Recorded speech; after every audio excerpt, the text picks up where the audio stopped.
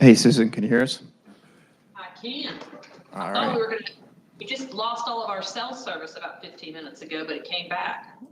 Okay, So, good. All right, yes. thanks. Thank you.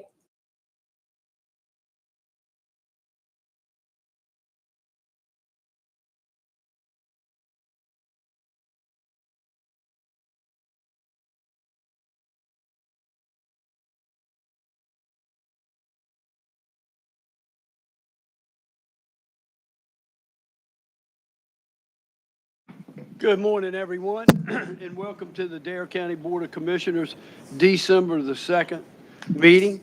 At this time, I'd like to ask Dr. Wayne Berry if he'd come forward with the invocation.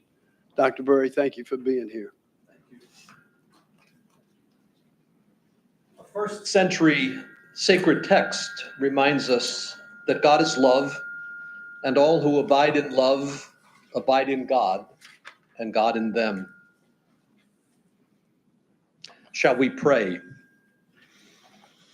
God of all kindness, all mercy, and all love, God of all people, on the second day of the month in which many religions celebrate life-giving and saving events near and dear to them, between private industry and public service, and the citizens whom they serve, especially those struggling to make ends meet, to find food, clothing, or shelter.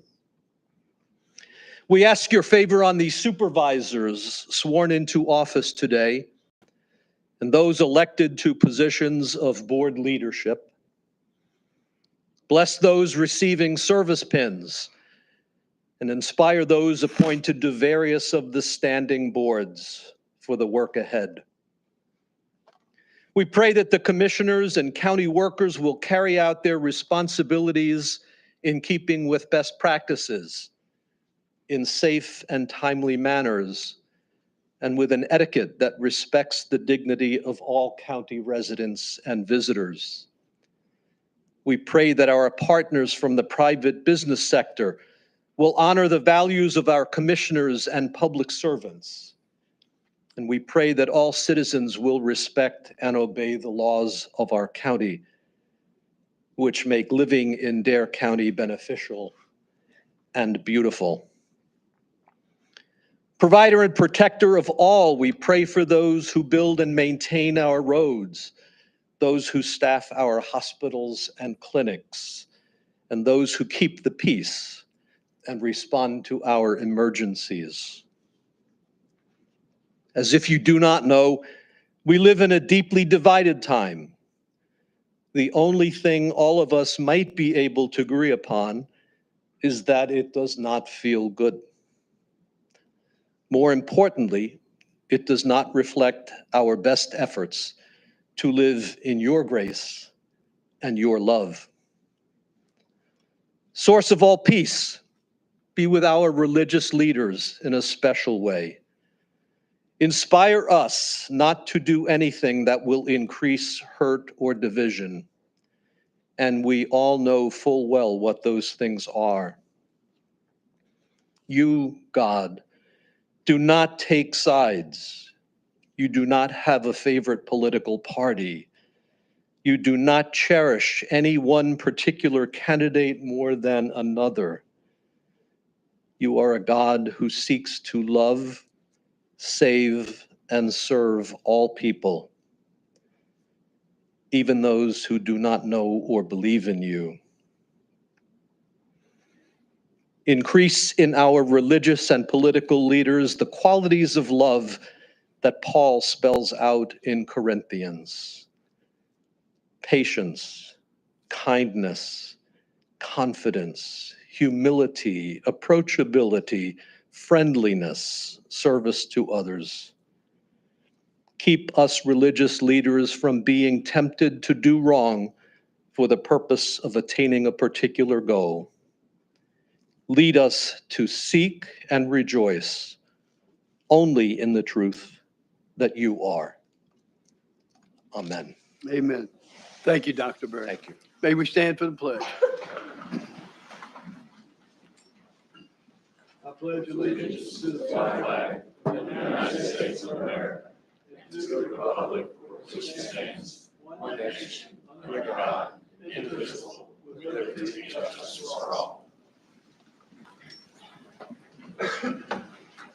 At this time, I'm going to turn the meeting over to our clerk, to the board, Skylar. And I'll ask the board members if they will, you want us to all step down?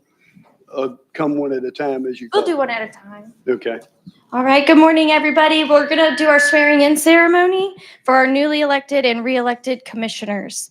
We're going to begin with District 1 and then proceed in numerical order.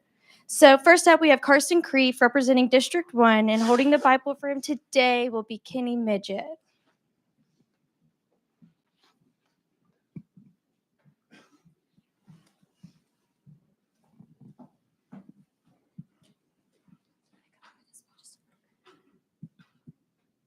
Where you want me at? Right there is fine. Okay. All right, left hand on the Bible and raise your right hand. Say I and state your name.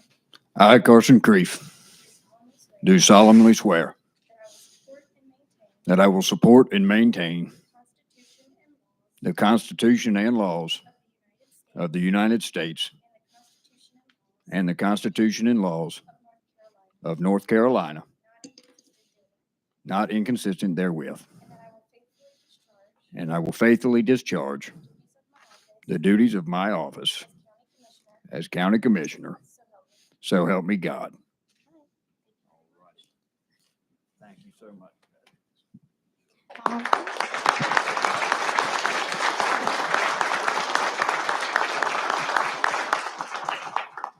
All right, next we have Michael Burris, also representing District 1, and holding the Bible for him will be his mother, Conchita Burris.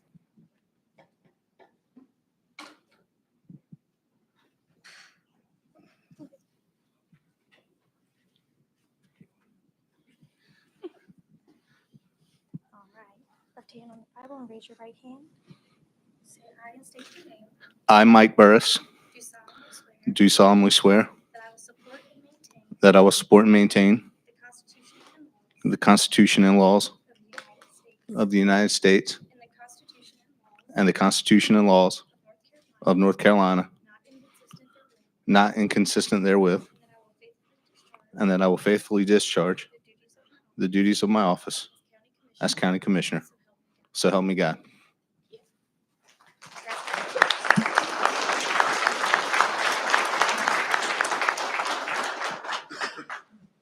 All right, next we have Robert Bob Woodard, and holding the Bible for him today will be his wife Linda, son Robbie, and two grandsons Tyler and Cody.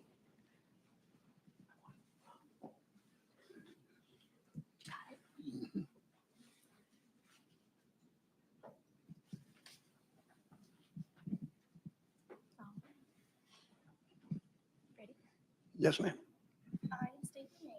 I, Bob Woodard, Do solemnly swear do solemnly swear that I will support and maintain that I will support and maintain the Constitution and laws the Constitution and laws of the United States of the United States and the Constitution and laws and the Constitution and laws of North Carolina, of North Carolina, not inconsistent therewith, not inconsistent therewith, and that I will faithfully discharge and I will faithfully discharge the duties of my office the duties of my office as county commissioner. as county commissioner. So help me God. So help me God. Congratulations. Thank you.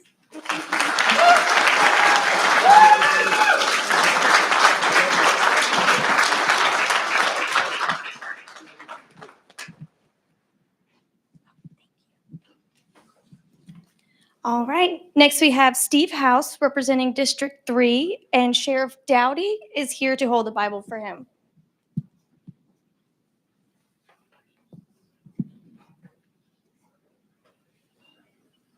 Unexpected pleasure.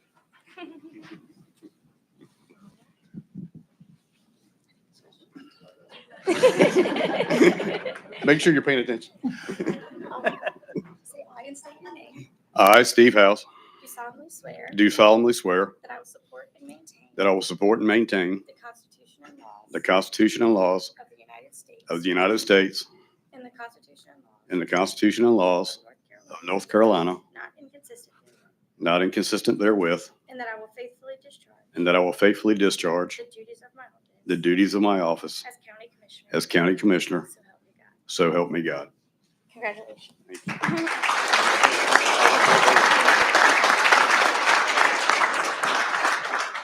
All right, and we now have Mary Ellen Balance representing District 4, and her husband Todd Balance and son Wheeler Balance will be here to hold the Bible for her.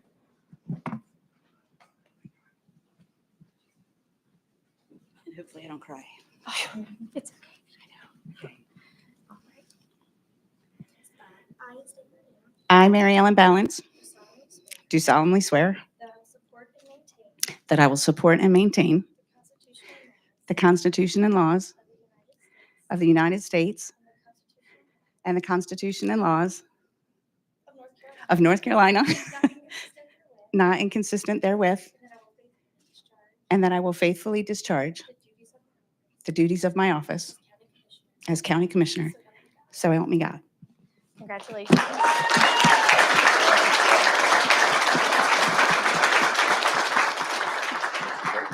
All right, congratulations, everybody. You want to do a recess? Pardon? Are you going to do a recess for pictures? Yeah, we're going to take like a 5-minute recess so families and members can take some photos. So y'all go down and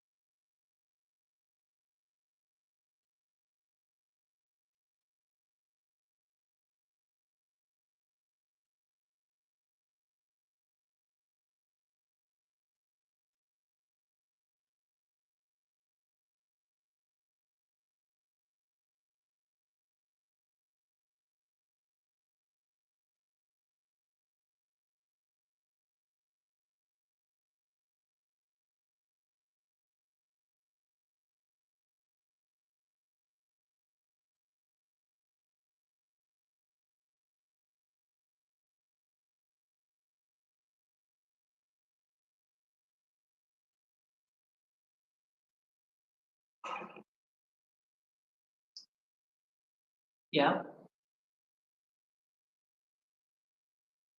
Okay, all right, bye.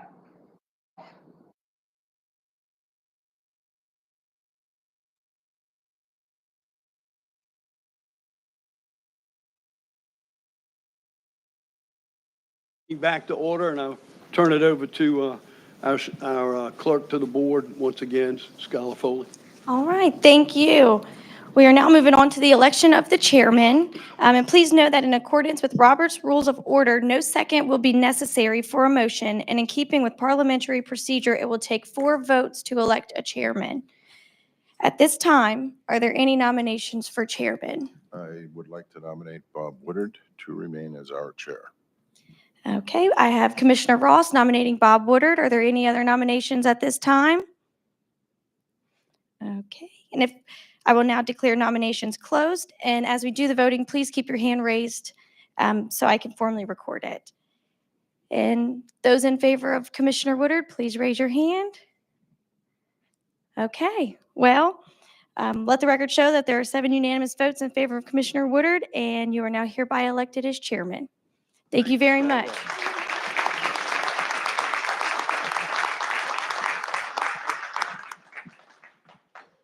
Thank you very much, board. I really appreciate your confidence, and I will do my best to live up to your expectations and our citizens' expectations, and very, very pleased and proud to have this honor. The floor is now item 3 on our agenda is election of a vice chairman. As our clerk has said, it does not require a second. So the floor is open for nominations for vice chairman. I nominate Steve House. Okay, there's a motion on the floor to nominate Steve House. Is there any other nominations? Hearing none then. Those in favor of that motion, please signify by raising your hand. Okay, motion carries unanimous. Congratulations, Steve.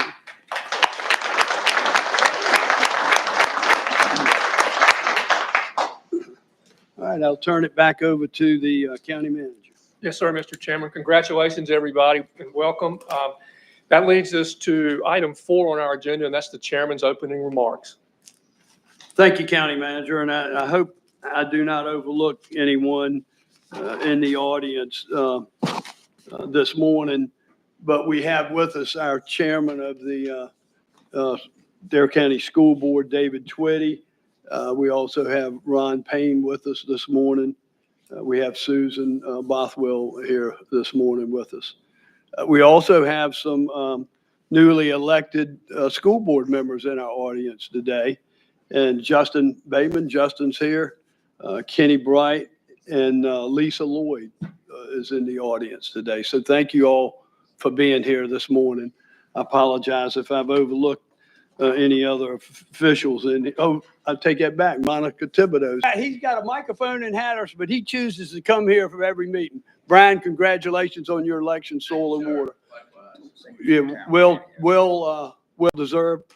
And we also have Dean Tolson, our clerk over here with the courts. Dean, pardon? And Todd's back there too. Sorry, Todd. Thank you all for helping me out. It's hard to catch everybody's face here. Jeff Pruitt. Jeff, there's Jeff back there, our district, pardon? Why don't y'all all stand up?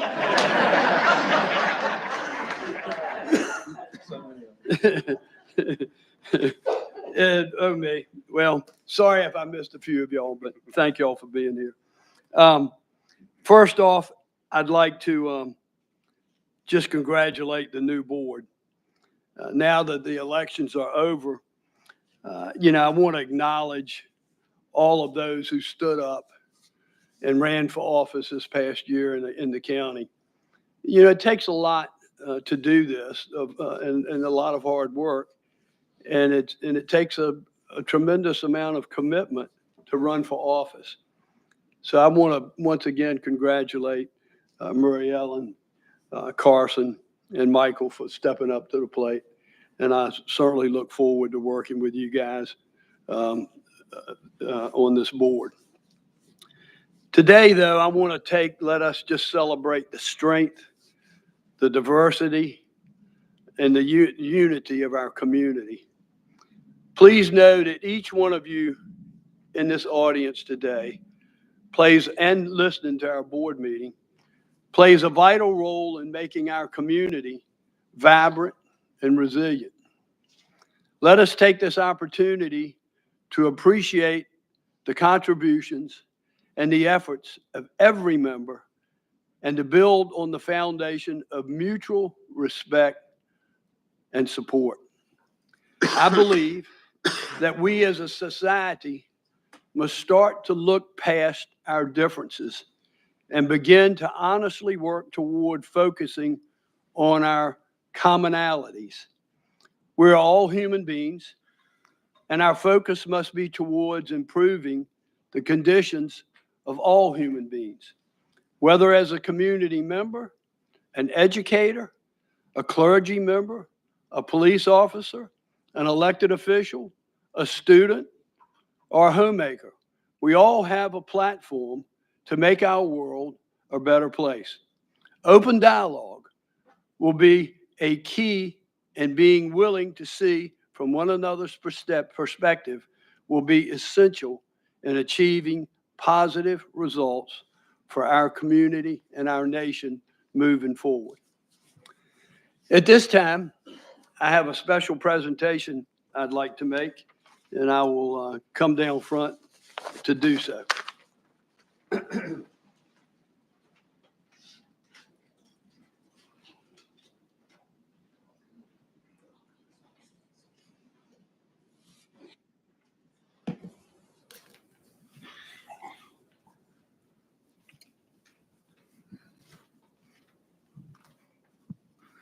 It won't take y'all long to figure this out. But this individual's been a dedicated resident of Dare County since 1989. His career spans an impressive 49 years. His service includes time in the Ahoskie Police Department, the Duck Police Department, and the Dare County Sheriff's Office. Over the course of his career, he has undertaken a range of roles, including patrol, investigations, narcotics. He served as a school resource officer at First Flight High School, and he rose through the ranks at the Dare County Sheriff's Office as a lieutenant before he retired in 2006.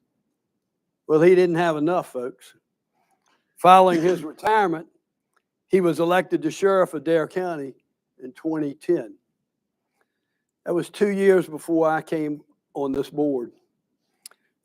And ever since I've met that gentleman, every year our friendship continues to grow more and more. And I couldn't be honored to call him my friend. I know you figured this out by now. But under Doug Dowdy's leadership, he established several initiatives, including Camp SALT, the Dare County Narcotics Task Force, the Joint Agency Tactical Team, collaborating with local police departments and enhancing public safety. Sheriff Dowdy is widely respected and admired not only for his professional contributions, but also for his personal qualities.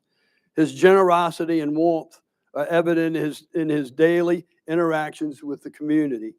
He has always been dedicated to his open invitation to residents to contact him personally, and his thoughtful gestures such as sending congratulatory cards to honor roll students. He's dedicated to building strong relationships within the community, and he has done so. He has a great working relationship with the clerk's office and dean and the district attorney's office, which is including the Dare County Justice Center. I wrote a letter on behalf of Doug to the governor, along with several others, and I'd like to read the letter I sent to Governor Cooper. It said, Dear Governor Cooper, I'm writing and wholeheartedly endorsing Sheriff Doug Dowdy for the prestigious Order of the Long Leaf Pine. As chairman of the Dare County Board of Commissioners, I have had the privilege of witnessing Doug's dedication and exceptional leadership over many years. Doug's career in law enforcement spans over 4 decades, all in this great North Carolina. 25 of those years have been spent here in Dare County. Without a doubt, he has made Dare County better, stronger, and safe through his service and commitment to protecting others. When first elected sheriff, Doug made it clear from day one that he and his deputies would be accessible, and he has held true to this commitment. He publishes his cell phone number and answers every call. According to him, the only time I won't answer the phone myself is if I'm in court or in church, and that's understandable. But if you leave a message, I'll call you back, and he does. Encourages citizens to provide feedback, criticism, compliments, and even suggestions for improving services. He is accountable to the citizens, and it is evident that he really cares about the people he serves. Doug has also been an active member in the community. He has served as youth teacher at his church and coached baseball, basketball, and soccer with the County Parks and Recs Department. Over many years, Doug has committed to keeping Dare County a place where people want to raise their families, where they feel safe, where they want to return to visit each year. I believe his strong character in word and deed truly exemplifies the characteristics of those who have received the Order of the Longleaf Pine before him. Thank you for your recognizing community leaders like Doug in this important way. And this would also not be possible without a lot of help from Senator Haney, who pushed hard to make this happen for Doug to receive this award. So Doug, if you'd come forward, I'd like to present to you from Roy Cooper, the governor of the state of North Carolina, the Order of the Long Leaf Pine. Thank you.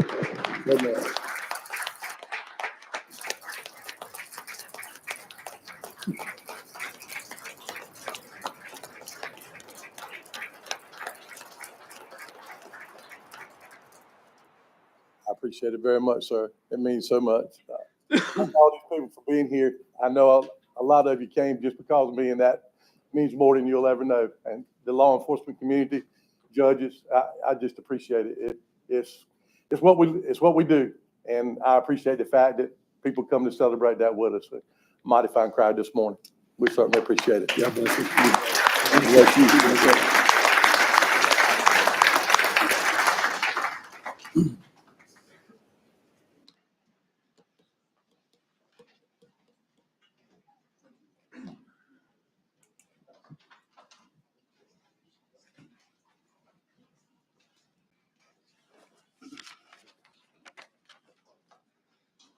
Folks, I've said it once and I'll say it many more times. We are blessed to have that type of talent and those individuals serving and living in our community.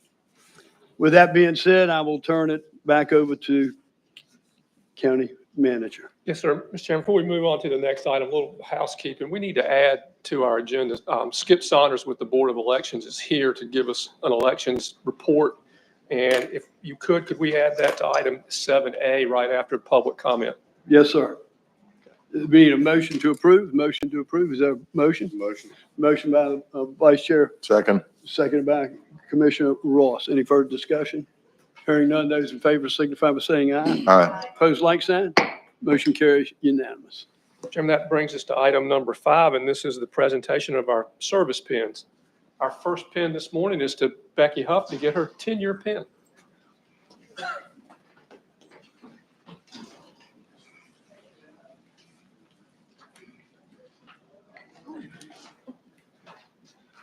So you all know Becky, but most people don't. She's one of those department heads that you don't see. That she works hard and she comes in every day and she does her job, but she doesn't really have to be out in the public. Her job doesn't cause for that. The public doesn't have a whole lot of contact with her directly, and yet she's one of the most important people that we have because she's our tax collector, And she's the one that makes it possible for us to provide all the services and do all the things that we do. Becky's been with us 10 years, and for 10 years, her collection rates are 99 point something percent. I tease her all the time. We're going to get to 100. We're going to get to 100, and you can't retire or go till we get to 100. She hasn't made that commitment to me yet, but I keep pushing. But we could not. This is one of the 2 or 3 people that are your hires. You all choose the tax collector, and you could not have done better. We have a person with the right acumen. She knows what she's doing. She knows how to do it. She has the personality. I never get a call that says the tax collector or somebody in her office was rude or didn't treat people well. And these are people that are upset. They either haven't paid their taxes because they can't, they've got a problem, or they're just forgot about it, or whatever the reasons are that people don't pay their taxes. She's able to have some empathy. She's able to talk to them. She's able to work with them. And she's really able to get them satisfied that somehow we'll help them do the right thing and help them do what they need to do to get those taxes paid. And it reflects in the work that she does, and it reflects in those 99.6 or 99.7% collection rates that we have each year. It also reflects in her staff, because her staff follows that lead. If you go over there, you're going to get a smile. They're going to be polite. They're going to be professional. They're going to be nice. Again, they're going to treat you like you would want to be treated. And that's a reflection of her leadership as well. So thank you, Becky. Thank you all for hiring somebody with her skills and her talents. And thank you, Becky, for 10 years. Thank you. And you can't go till you get me to 100%.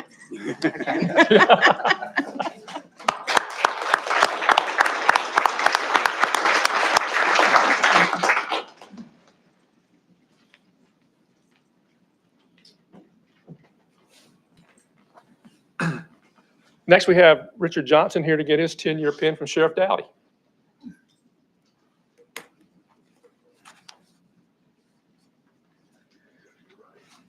Good morning, gentlemen. Good morning. Again, congratulations, everyone. They call you Richard Johnson. I ain't giving you this yet, but I'm getting ready to. Most people know him as Baby J. We got Baby J about 10 years ago from Kill Devil Hills, and he came right into our law enforcement group and fit in like a glove. Started with and still does with the narcotics division. And these gentlemen, and right now they're all gentlemen, but they all work. Probably the workingest group I've got. Bad thing to say that we do have that problem, but we've got some people that are on it and do a really, really good job and work hard every day. We appreciate him.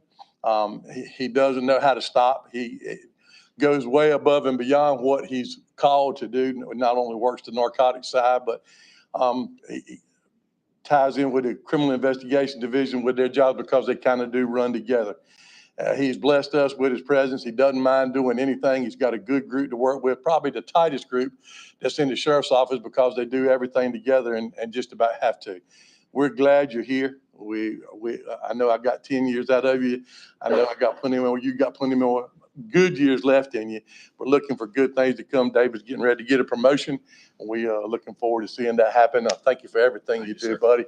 And I appreciate your friendship. You take care. God bless you. Thank you, guys.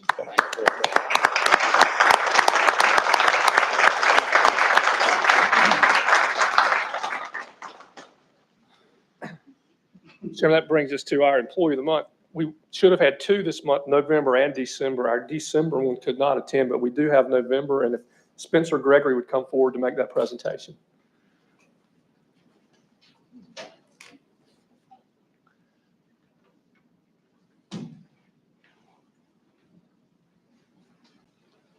Good morning, gentlemen. Morning. Congratulations, everybody.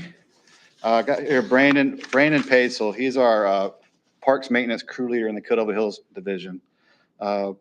He started as a park maintenance worker in 2021 at the Roanoke Island division, and it wasn't long before we realized he was a keeper. The supervisory role came up in the Cuddle Hills division and opened up in April of 23, and we knew Brandon was the perfect fit for the position. The maintenance crews at Parks Recreation they're like the linemen in football. They do all the dirty work, and they probably don't get enough credit. That they don't get the credit they deserve. They're out there in the extreme cold, like today, extreme heat, and some days all their work is washed away within 1 hour with the heavy rainfall. So that can be frustrating. Brandley's a crew of 3. They're here today, and they're responsible for a lot. I'm going to go over some of the parks they're responsible for. First of all, they're responsible for 4 parks: Kitty Hawk Elementary, Kitty Hawk Park, Nags Head Soccer Complex, and Rec Park. That includes 6 baseball fields, 6 baseball and softball fields, which are dragged daily.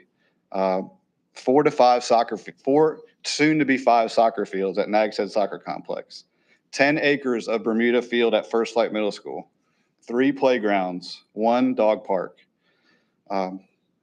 During peak cutting season in spring and summer, they're cutting 25 acres of grass, about 3 times a week. 9 bathrooms are cleaned daily in our parks by this crew of 3. They're also maintaining all the common grounds, all the trash, the parking lots, the dugouts, walking paths, and we haven't even gotten to the painting of the fields yet. So during peak painting season, they are painting 2 football fields, 6 soccer fields of various sizes, 8 soccer fields of various sizes. Oh, and also we have them come in on the weekends during the spring and summer for tournaments. Needless to say, we couldn't do it without Brandon and his crew. If I had to describe Brandon, I would first describe him as a tireless worker who takes tremendous pride in our parks and recreation fields that our citizens play on. He has great ideas all the time to improve our fields. I'm going to read an excerpt from one of the nominations that pretty much sums up. Brandon not only does the exceptional work for Parks and Rec, but he's also the rare individual who possesses an overall abundance of passion for his work. Brandon takes pride in the appearance of our fields and grounds. His dedication is constantly on display when you see how much our fields have improved and turned a brighter green since he first started here. He's friendly, accommodating, and is always in good spirits, while covered head to toe in dirt and grass. He's undeniably our resident green thumb, and we're lucky to have him. He definitely deserves Employee of the Month. Brandon resides in Stumpy Point with his wife, Amber, and his young son, Hudson. He's also my eyes and ears out in Stumpy Point. In fact, we have a basketball hoop out there that he keeps painted throughout the year. He also added a clay mound to Pointer Field and keeps the lines of that field painted. So needless to say, Brandon, you're much deserving of this award, and keep up the great work. Thank you. Thanks, Brandon.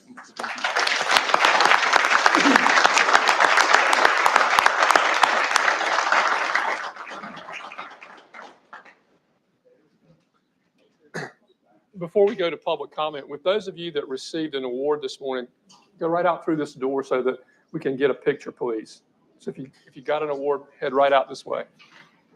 We'll wait just a second for.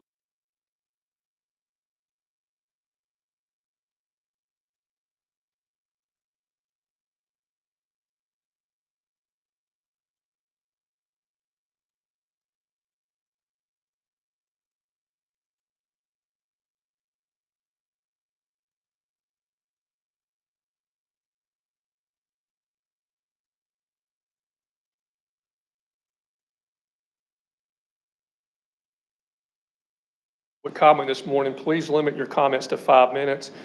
Please no obscene, vulgar, profane, personal attacks, insults, statements that are disruptive to the meeting, those kinds of things. There's a green light up on the podium that'll come on when your time begins. There's a yellow light that'll come on when you have about a minute left. And when the red light comes on, you need to conclude your remarks. If you're here with regard to the public hearing on the zoning text amendment, please wait till we get that item and we'll talk about that then. And if you're here with regard to the quasi-judicial hearing for the special use permit, please wait until we get there and we'll talk about that then as well. With that said, first on the list is Charlie Parker.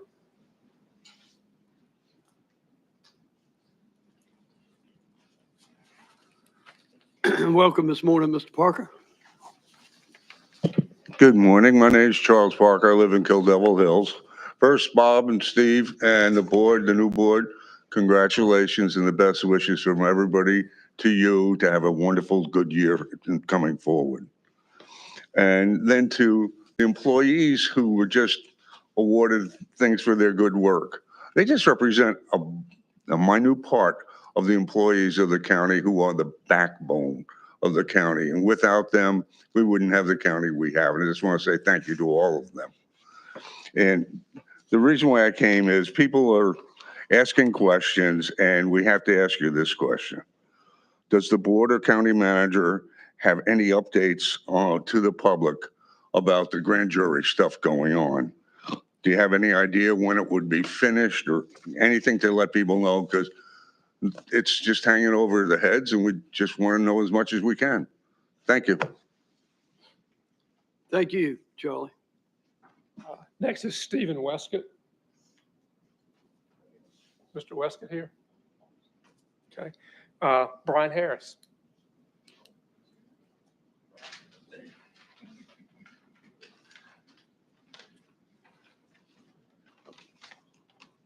Good morning, everybody. Congratulations. Carson, it's nice seeing you up there. Mary Ellen, Mr. Burris as well.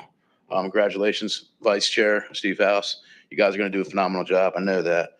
I just had a little update from the Buxton Civic Association, wanted me to read. I'll get that right to that. We had the honor of presenting at the North Carolina Beaches, Inlet, and Waterways Conference in Wilmington on November 18th. We shared the stories of the former Navy base, the issues over the past year and a half, and the current actions being taken towards a solution.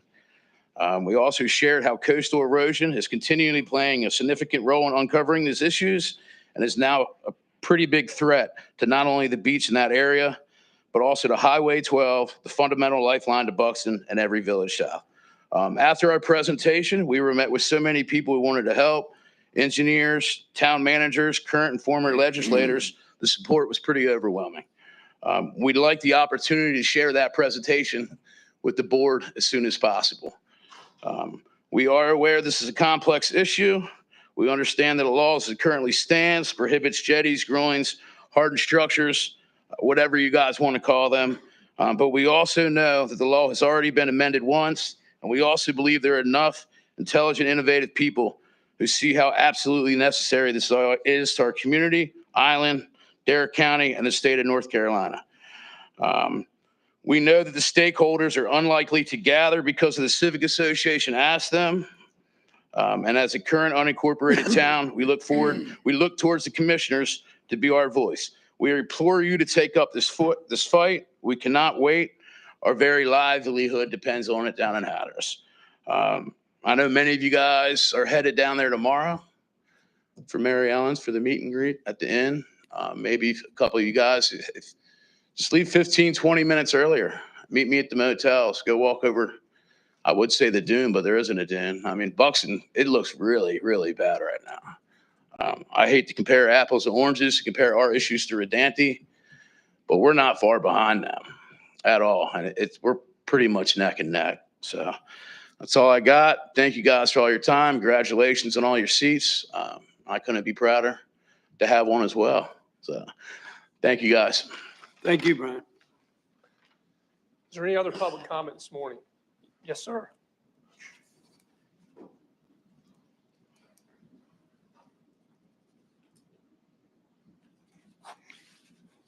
Welcome back, Mr. Vice Chair Overman. Thank you, Bobby. Thank you, Mr. Chairman, Commissioners. I'm Wally Overman, and I live in Skyco community. I formerly served as Commissioner for District 1. I wanted to say the following at the November Board of Commissioners meeting, but as most of you know, I was unavoidably detained due to some health issues and missed that meeting. I want to thank the people of Dare County for allowing me to serve you as Commissioner for the past 11 years. I've given all I have to offer in this endeavor, and it has truly been a highlight and a blessing in my life. I worked hard with my fellow commissioners to make informed, honest, and impactful decisions that I feel have been to the long-term benefit of Dare County. Some decisions were obvious or even easy at times, while others required careful study, analysis, and debate before arriving at a conclusion. It was fulfilling for me to participate in this process and add my perspectives to the conversation. Considerable efforts were made to ensure that the decisions were proper and correct to the best of our knowledge. Basically, I'm proud to have been part of one of the most, if not the most, impactful boards in the history of the county. It has been a very rewarding and, as I have said, fulfilling part of my life. I was blessed to be on boards with some of the best commissioners who have ever served Dare County. These include Jack Shea, Warren Judge, Virginia Tillett, Jim Tobin, who are all worked hard for their constituents, and every member of the board I just left. Rob Ross, Steve House, Danny Couch, B. Bass Knight, and Irvin Bateman, who, under the leadership of Chairman Bob Woodard, for whom I served as vice chair for 10 years, made consequential decisions that will be beneficial to Dare County far into the future. While serving, it was great to witness every month the work of our splendid county employees. Dare County has some of the very best, and you got to see them as employees of the month and service pin recipients. It was also comforting to have the counsel of County Manager, County Attorney Bobby Alton, who I relied upon heavily for his expertise and experience on a myriad of issues. Further, Bobby is recognized as one of the leading managers in the state and is called upon regularly to help guide policy and actions on state committees and commissions. He has also put together a great team of department managers in county administration who work tirelessly every day to make Dare County better. Two of these are sitting at the dais right there, and others are in the audience. Dorothy and Dave, Sheila, Hosey, Becky, it was great working with you. I will remain in touch with you through the various boards that I will continue to work on, and I look forward to that. I also want to express my thanks to the previous board for the recognition afforded me for my years of service. I truly appreciate it. So thank you again for your support through the years. I will never forget it.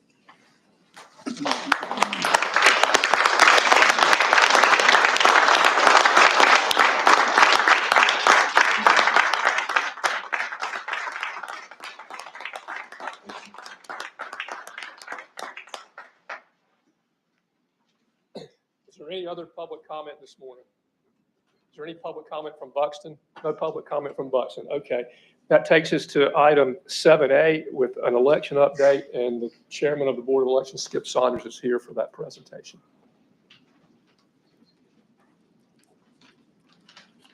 Welcome this morning, Skip.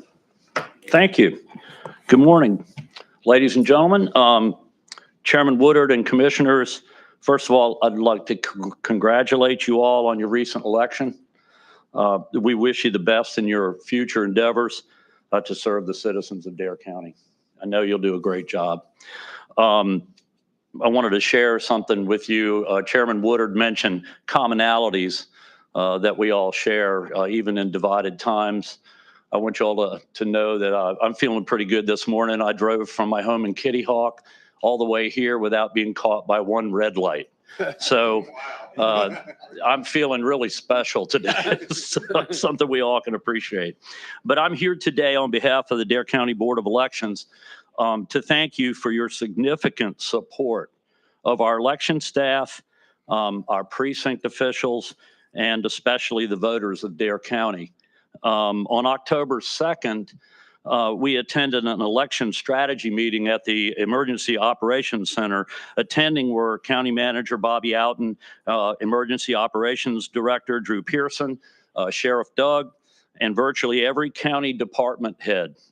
Also attending were our new director, Kelly McPherson, our new deputy director, Rebecca Mann, and two of our chief judges, Sandy Markland and Sarah Barley.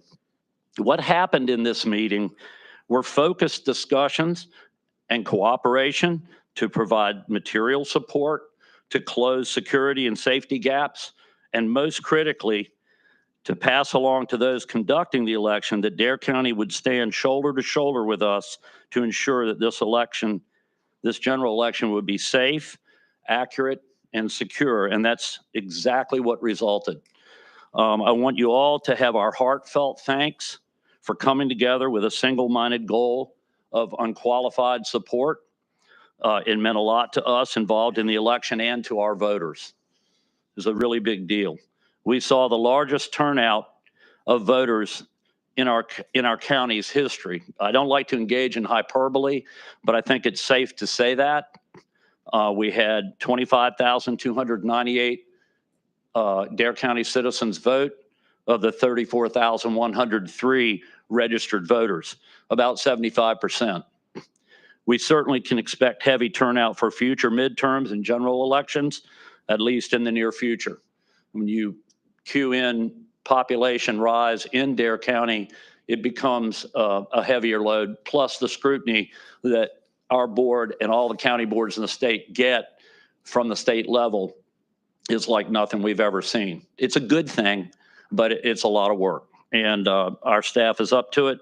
I also would like to publicly commend our election staff and precinct officials for running an election we all can stand behind and be proud of. I'd also like to particularly commend our new director, Kelly McPherson, who saw no obstacles in meeting her obligations and duties as she put most of this election on her back and carried the whole process, along with the troubleshooting all the way to the finish line. We are so proud to call her our director and honored to work with her. Most folks are left slack-jawed when they see the work it takes backstage to put on an election. We'd like to personally invite you to stop by and let us give you a look at this in the new year. This is an invitation to all of you. The journey your ballot takes after it's fed into a tabulator, we'd like to take you through that, or what ongoing work occurs in the office, which is breathtaking, especially in the level of minutia, or the training our precinct workers undertake to serve our voters best. It's a sure eye-opener, and it may serve you well in your service as commissioners. Thank you again for your time and for your willingness to serve our county. We really appreciate it. I really appreciate it. Thank you all. Thank you, Skip.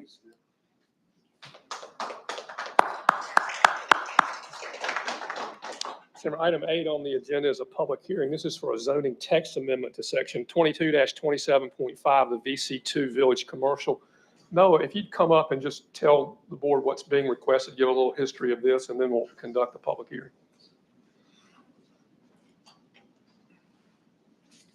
Good morning, Noah. Morning, Chairman, Commissioners. A zoning text amendment has been submitted for the VC2 Village Commercial Zoning District. The VC2 district is a small district found on Collington Island. All of the areas and land zoned VC2 were found along the Collington Road corridor. Mr. William Meyer has submitted the request to amend the district to allow for marinas as a special use in that district. Currently, the Dare County zoning ordinance defines a marina as a business established having frontage on navigable waters, which as its principal use provides for hire mooring slips and or docking facilities for boats, which may also provide accessory services such as boat and related sales, boat repairs, indoor and outdoor storage of boats and marine equipment, setting and moorings, bait and tackle shops, and marine fuel service facilities. Accessory uses include restaurant and food services, retail shops, post offices, and laundry facilities. When you look at the VC2 language as it stands now, all of the uses outside of the docking are currently permitted and in operation in the VC2 district.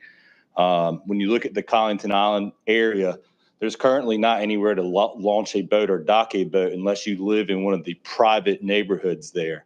If you don't live in one of those private neighborhoods, you're having to leave and either go out in the bypass and go north to Kitty Hawk or Dock Street in Kill Hills, or go south to Roanoke Island or Oregon Inlet to launch a boat. Outside of that, as far as a marina goes, the only marinas that we have are found on Roanoke Island or farther south on Hatteras Island. The service would offer, allowing marinas would offer a service that's not found outside of those areas. When reviewing the text amendment to the land use plan, Two policies stood out. The first policy was land use compatibility, number 9, found under the commercial development heading, which states that commercial development should be designated to meet the needs of the Dare County's unincorporated villages and not designed to serve as regional commercial centers. The second policy was water quality, number 14, found under the marinas and floating structures heading, which states marinas developed according to applicable state and federal guidelines are identified as appropriate uses in Dare County due to the large amount of water resources within our jurisdiction. The Dare County Planning Board reviewed this at their November meeting and compared it to the uses currently permitted in the VC2 district and those two policies in the Dare County Land Use Plan, and found the amendment to be consistent with those policies and recommended favorable action on it. And the applicant is here today if there's any questions of the applicant. That said, Mr. Chairman, I'll conduct the public hearing. Ladies and gentlemen, now's the time that's been set aside for a public hearing on the issue that's just been described by Noah. If you have public comment this morning, then the rules that I gave a few minutes ago apply. Is there anyone here who'd like to speak to that issue? Still nothing in Buxton, Matt. Okay. Seeing none, then we close the public hearing. And Mr. Chairman, it's before the board for your approval. Okay, does the board have any questions of the applicant? I have, no, can I ask you a couple questions? Yes, ma'am. And I read through everything, but I just want to make sure I'm familiar with what. So there's no public access for people to launch a boat on Collington at all right now? No, ma'am. So this would allow for a private, but it would be like a business It would to be able to offer this, so people would pay to be able to launch their boat? Yes, ma'am. Okay. Or dock a boat. Or dock a boat? Yes. And you said they had adjacent property, so is that, are they going to put all one? I don't believe so. At this point in time, this isn't a site-specific request. It's just a request to amend the language. At a later date, if the amendment was approved, the applicant would have to come back and submit for a special use permit. Okay. I think I might have one more. Somebody else has a question.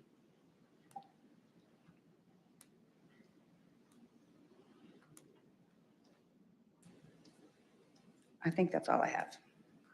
We can come back to you if, Well, in Commission. the one section, where you, number 4, in the section 22-27.5, under 4, it's marine is defined as section 22, and then there's partial definition, but that would include being able to do restaurants and all the other stuff too, right? The associated uses with the definition of marina allow for restaurants and stuff, but internal to that district, currently, the current language allows all the associated uses that a marina is defined as. Okay. That's all I have. Thank you. Thank you, Commissioner. Anyone else have any questions of the applicant or of Noah? Okay, in that case, close the public hearing? Yeah, the public hearing's been closed. Okay, For your, all right. your All right. consideration. Then what's the pleasure of the board? I make a motion to approve the text amendment to section 22-27-5 VC2 zoning district as recommended by the Dare County Planning Board. Second. You need to adopt the statement of consistency with the Yes, sir. land use plan as that. And so there's a motion on the floor by Commissioner Bateman. Did I hear a second from Commissioner Balance? Okay, we have a second. The floor is open for additional comments if you have any. I just like to say, I think this is really a great thing for that community, and Collington needs it. Okay. Anyone else? All right. With that being said, those in favor of the motion, please signify by saying aye. Aye. Opposed, like sign. Motion carries unanimous. Thank you, Noah. Chairman, item 9 on the agenda is a quasi-judicial hearing for the special use permit 7-2024 submitted by Jimmy and Dana Summerall. In just a moment, Noah will again give you a summary of that. While anybody that's going to speak, the applicant needs to come up and be sworn as well before we can start. While they're doing that, for the new members on the board, a special use permit is a quasi-judicial process. And what that means is you are sitting as sort of the judge and the jury. This is not like the normal things where you just do what you think is right or those kind of things. It's not a discretionary thing. This is something where you listen to the facts, and based upon the facts that you hear, before you today, you make a decision on whether or not to add additional conditions to a use that's permitted already in that zone. And so whatever you decide at the end will become the special use permit that governs how the person who owns this property will operate going into the future. With that said, everybody has been sworn, and with that, I'd turn it back over to you to present the initial evidence. All right.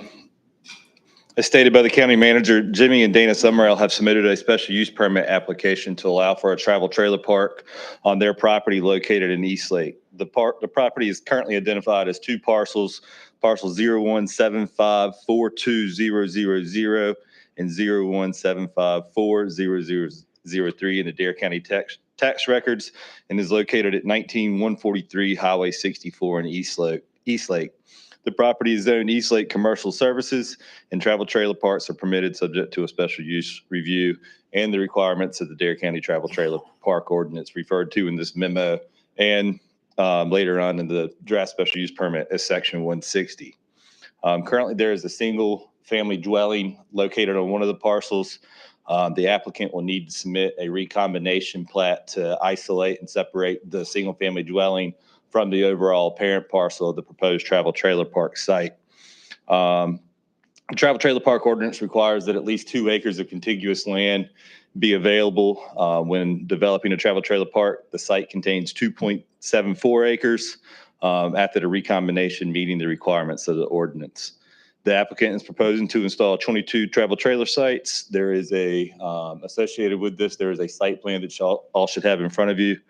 That depicts all of the required improvements, including parking spaces, associated bathhouse. There's a pond denoted on the site plan that will be used for firefighting operations since Eastlake does not have municipal water. Wastewater through the site will be handled through 4 on-site septic systems, 3 of them which are currently in existence on the site due to prior improvements that were located on the property. 1 new system will need to be installed. The area disturbance on the site will trigger the need for state permits, including state stormwater permit and sedimentation and erosion control. The Dare County Fire Marshal has reviewed and approved the site plan. His comments and conditions have been included in the draft special use permit. Dare County Public Works has reviewed it for proper siting of required dumpsters.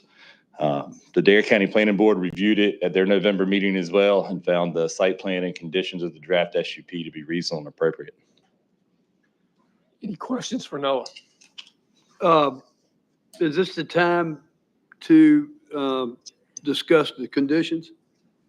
Right now, we're putting all the evidence, so we would ask any questions factually from Noah, and then we'll get Okay. the applicant up and Yeah. see what they have to say, Okay. and then we can go from there. I'll do that then. I have one question, Noah. Upon compliance with all the conditions of the proposed SUP, does this project meet all the conditions of the Dare County zoning ordinances? Yes, sir. Okay. Okay, gotcha. Okay. Any other questions for Noah? All right, I got one question. When the planning board met, did they unanimously approve? Oh, sorry. So the planning board doesn't approve special use permits. They just review it as a precursory review Okay. and deem it reasonable and appropriate. The changes to 160, changes to the general statute a few years ago preclude the planning board from being able to make a recommendation for you, so there's no bias in the hearing. Okay. But they are recommending that we do it? No, there's no recommendation. They're just saying it meets everything. They found that the conditions and the site plan were reasonable and appropriate. Okay. So the way a special use permit works is they are permitted to do what they do. Your decision is not whether they can or they cannot do what they're asking for. The issue is, are there conditions, are there things peculiar about this site that require you to put conditions on it to mitigate impacts to adjoining property owners or to the community? So when the planning board looks at it, they may recommend conditions, and those conditions may be reflected in the proposed permit, but they don't tell you yes or no, because you're the finder of fact and you're the final decision maker. And in this particular case, the statute doesn't allow them to make a recommendation one way or the other. Thank you. Learning Yep. All right. If the applicant and whoever's here for the applicant would come forward, please.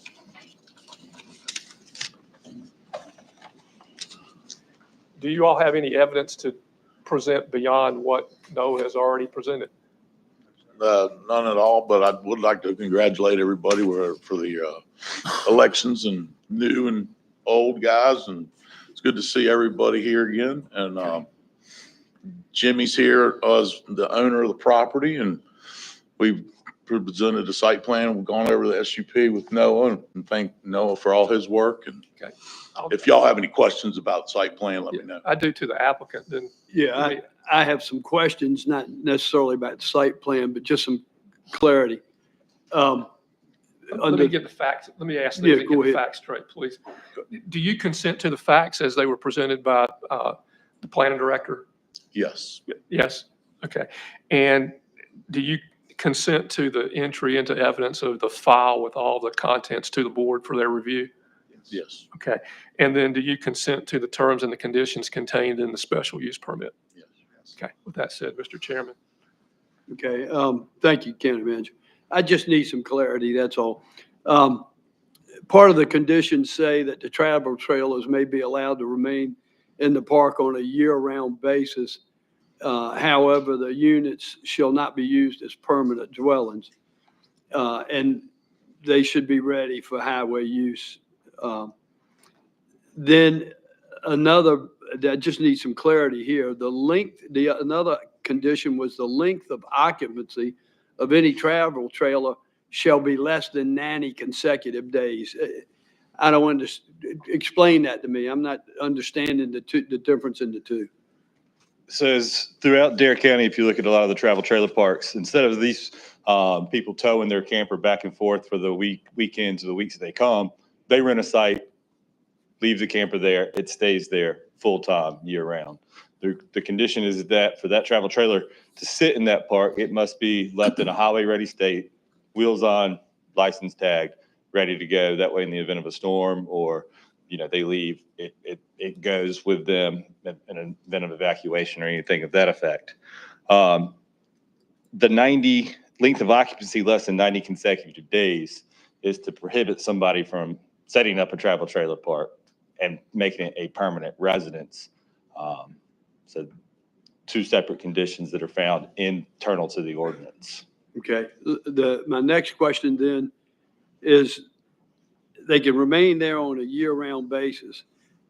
What, at the end of that year, do they sign I don't want to say a lease, but another sign up for another space? If they want to keep it there beyond the year, they sign up for another year? That would be to the operator of the travel trailer park how his rental agreements are set up, but his rental agreement would have to reflect our But conditions. I want to know what the applicant's thought process is on that. I guess that would be up to them if they wanted to stay. I understand that. My question is, will you allow that to sign up for another year? Do multiple years for sure. Yeah. But Yes. Here's my concern with that. And I've got a travel trailer and I travel, but I don't stay anywhere any length of time. I've seen places that have done that. And they go on for 2 or 3 years. And then the next thing you know, they haven't pulled that trailer out of that spot in 3 or 4 years, and it ain't highway ready. I need to understand that you guys are going to enforce the fact that trailer is highway ready no matter when. Yes. that would be something yearly that they would make sure of. Yes. Chairman, there's FEMA requirements that require it to be highway ready, and it also requires it to be that year or less time so that you can't have a quote permanent place there. They won't allow you to attach a porch. They won't allow you to attach an outbuilding. They won't allow you to attach anything. They require you to keep the wheels on it. They require you to keep the tongue on it so that you can evacuate if you need to evacuate simply by hooking up and moving out. And that are all things that FEMA would require as well. All right, well, I I understand that. It's also in the ordinance a requirement that the applicant is responsible, the operator of the travel trailer park is responsible for ensuring that these travel trailers are kept in that way. And if they're not and they stay, it's his responsibility to do any type of cleanup or Get it out of there. repair. Yes, sir. Okay. That's a requirement of the ordinance. And I'll understand another condition is no additional decks, porches, or other appurtenant structures other than a 100-square-foot entrance landing shall be allowed. And I understand that, I'm fine with that. I've seen, and they're existing to this day in Dare County, appurtenant structures on sites. You're telling me that you will not, according to this, allow any appurtenant structure such as a storage shed or anything like that to be on this site, because there are places in Dare County right now that are travel parks that have appurtenant structures. So you're telling me that you will abide by condition 6, no additions, decks, porches, or other appurtenant structures other than the 100-square-foot entrance landing. Is that correct? Correct. Let's see what else I have. No staging of equipment or materials along the right-of-way of 64, understand that. You have 3 septic sites you're going to use that are already existing, correct? Correct. The 4th site, is that for the bathhouse, the new facility that you're building? Yes, sir. Yes, sir. Okay. And 4 additional travel trailer sites. Right. That's right. So, fencing, you said for a buffer, and it said in here that you had a sample of the fencing, but I never saw a sample of that fencing. What is it going to be, a 6-foot privacy fence? It's on the site plan on one of the back, the end sheets of the site plan set. There's a typical cross section of a fence. All right, I missed it. My apologies. So what is it? 6 foot? 6 foot, that's correct. Okay. Opaque, Pardon? opaque, so that you Okay. can't see through it. Great. And if there is a possibility of using existing vegetation or adding some vegetation, not along the right of way, but in other areas, we might try to use some of the existing vegetation that exists, but there's not a lot there, but there is some. Okay, and you'll provide tenants copy of the leases to our planning, correct? Absolutely.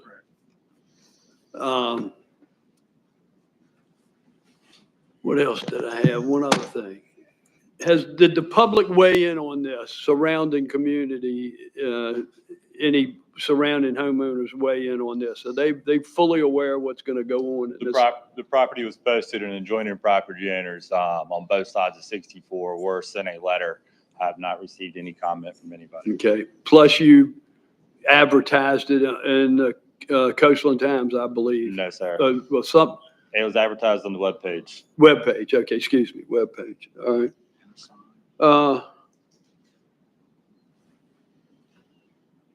I think that's all I have for the moment, unless somebody else has something. Commissioner Creef, you have something? Actually, no, this was advertised, I believe. Yeah, it was. I saw it. It was Yeah. $99. Yeah. It cost you $99. I knew daggone well. Cost us $99. I just have a couple concerns. Obviously, this is going to be right there on US Highway 64, and that is a 55-mile-an-hour speed limit zone, and this is directly off the highway. In lot number 12, according to your plan, with your proposed fence, how would one assume how you're going to back a trailer into lot number 12? That lot is angled so that you can pull past it and Okay. back into it. Okay, I'm just looking at the direct, and is the road going in, you've got your 2 income and outgoing driveways on both sides. Are they going to be wide enough where we don't have people jackknifed out in the middle of 64? Safety We're going issue. to meet NCDOT regs for any kind of right of way width, for any kind of turning radiuses. We're going to meet all that. Okay. And we'll have a DOT driveway permit that we'll present to NOAA and planning staff. Just that's a major concern for me is safety right there, because that's a single lane road, and if one of those trailers gets backed up and jacked up in the middle of the road, you could have issues. When we left the travel trailer park sites, further back on the property, we put the septic systems between the sites and the right of way so we could get that, the distance so that we wouldn't have the stacking problem. Hopefully we won't have to have deceleration lanes and things like that to add, or acceleration lanes leaving. But again, that will be something that DOT and I will discuss and make sure that permit's in place. Okay, thank you. Yes, sir. That all, Commissioner? Nope, I got one. All right. Is it going to be in the lease, how you monitor the 90 days? Do you have a plan for how you're going to make sure someone's not there for longer than 90 days? And that'll be included in your lease? We'll have lease agreements with them, yes. And I didn't see anything in this, but will the people that are putting their trailers there be allowed to do a VRBO? No. And that will be included in the lease, that Yes. VRBO is not allowed? This is mostly set up for the bridge people coming in.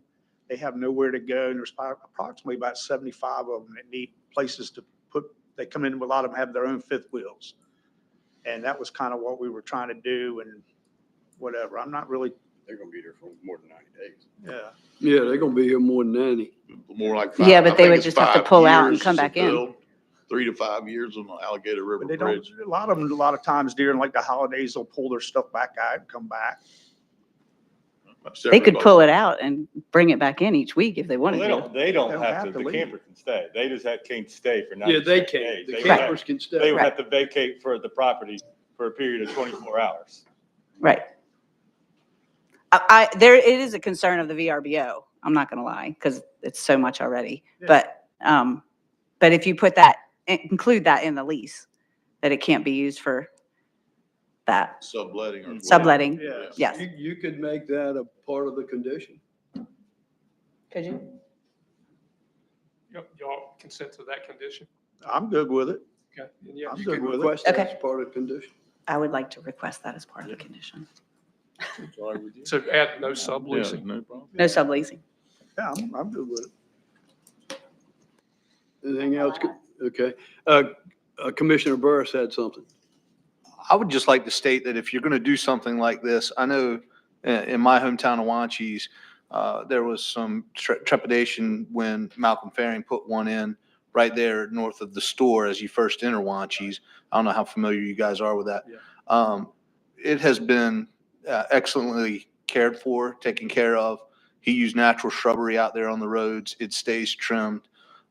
He keeps a nice place down there. I would advise you go down, take a look at that, Okay. and then and maybe use that as part of a footprint for what you want to do as far as how you take care of your property and keep things maintained. That's why I mentioned possible use of some of the natural vegetation and adding some as well. Yeah, and I think I Instead like of just a fenced in area. I like the thought of the natural vegetation a lot more than a fenced in area if it can be. I think We anything. talked about that. And he's actually been on site and I have too. We did Marshy Ridge, the Beasley property in Collington. I did that one as well. It's a well-kept site too. But we'll understand and we will do that. Commissioner Bateman. Are you going to have in a contract where they know that if a storm comes, they're going to pull it out? That's So that- 100%. it will If be in there's the an contract. evacuation notice, they have to take their trailer and move. That's part of any travel trailer park. I'm pretty sure they have to have it road ready in case of an evacuation, I think. I'm pretty sure that that's part of the ordinance. It's in the ordinance, and if they. It's in the ordinance, but I think they need to have it in the contract. lease too, that agreement. Their responsibility, we have a hurricane come, they need to get the trailer out of there then. That's exactly. Okay. That will be in the lease agreement. I like Mike's idea. I would love to see some Russian olives across there instead of a fence. I like the idea too. Yeah, I mean, it would look a lot better and pleasing from the public eye. If you guys don't mind us doing that, it gets the right of way. We'll meet the buffer yard requirements and try to do as much as we can. Right. And you do not see it anytime in the future, somebody coming by and just pulling a trailer and hooking up for a night? What, now? No. Or you envision any time. Nightly rentals. Yeah. I mean. No, not really. So I don't- you're really going for a long-term rental? Yes, I wanted for the bridge is what I'm Sure. shooting for. I mean, Okay. That was nowhere in and what we received, that it was for the bridge, so we didn't know. And to condition 17, if you look, it requires him to have a storm-ready evacuation plan. Yeah, I Right. saw And he that. Yeah. provides that Yeah. to his Yeah. tenants. I just want to make sure that the customer knows that, and if it's in their contract, there's no question. Gotcha. Okay. Commissioner, Vice Chairman House? Yeah, talking about the evacuation order. Once an evacuation order is put out, you have very limited time to get somebody to come in to pull anything out. Right. How are you going to notify these people that they need to get the trailer out? And the time frame they need to do that on? Well, I have their addresses and all, everything I need already. Mhm. And if we see it coming, we'll just notify them. Okay. You would do it via telephone and email, whatever Whatever it necessary? takes, yeah. Most of them would be right here. Gotcha. I got you. That's good. He's got some incentives to do that as well Oh, because yeah. he's going to be responsible That's for the right. cleanup if he Yeah. does. Yeah, Yes, sir. He doesn't want to mess. yeah. Okay, anyone else? Yeah, Have one any- more. Yes, ma'am. Sorry. And I'm looking back at this. It says that on 17, the park owner shall develop a storm response plan of appropriate actions, but it doesn't say anything about them submitting that to you. Wouldn't you want to see what their storm plan is? That you make sure that their storm plan is, oh, I'm going to call my buddy to go get my trailer? Wouldn't you want to see that response plan to know that it was attainable? I'm just looking out for you. I'm Yeah, just there'll not- be a way, I mean, via email, via phone. No, via but I'm contact saying- To get somebody down here to, if there's nobody in the trailer. Right, but in your under 17, it says the park owner shall develop a storm response plan of appropriate action, but it has nothing that he's going to have put his eyes on it. If I were him and Yeah, I'm renting that space, I want to see that this plan is not a baloney plan Right, and that it actually makes sense. So wouldn't Sure. you want to protect yourself to make sure that you see the plan that they're going to, We'll and how they're develop- going to do it? We'll develop something Yeah. like that. Yes, ma'am. He's the one developing the plan. Yeah. He's the owner and It's the park owner shall develop the plan, not the tenant. Oh, Yeah. I'm thinking the tenants. Okay. Yeah, Oh, this well, was- I would have your tenants do that too. he just he'll hook it up. And That's why I take it out of there. said, put it in the contract. That's right, yeah. Sure. In the lease agreement, yes, ma'am. So That's all right. let me, just to make sure we're all on the same page and get the consent of the owner.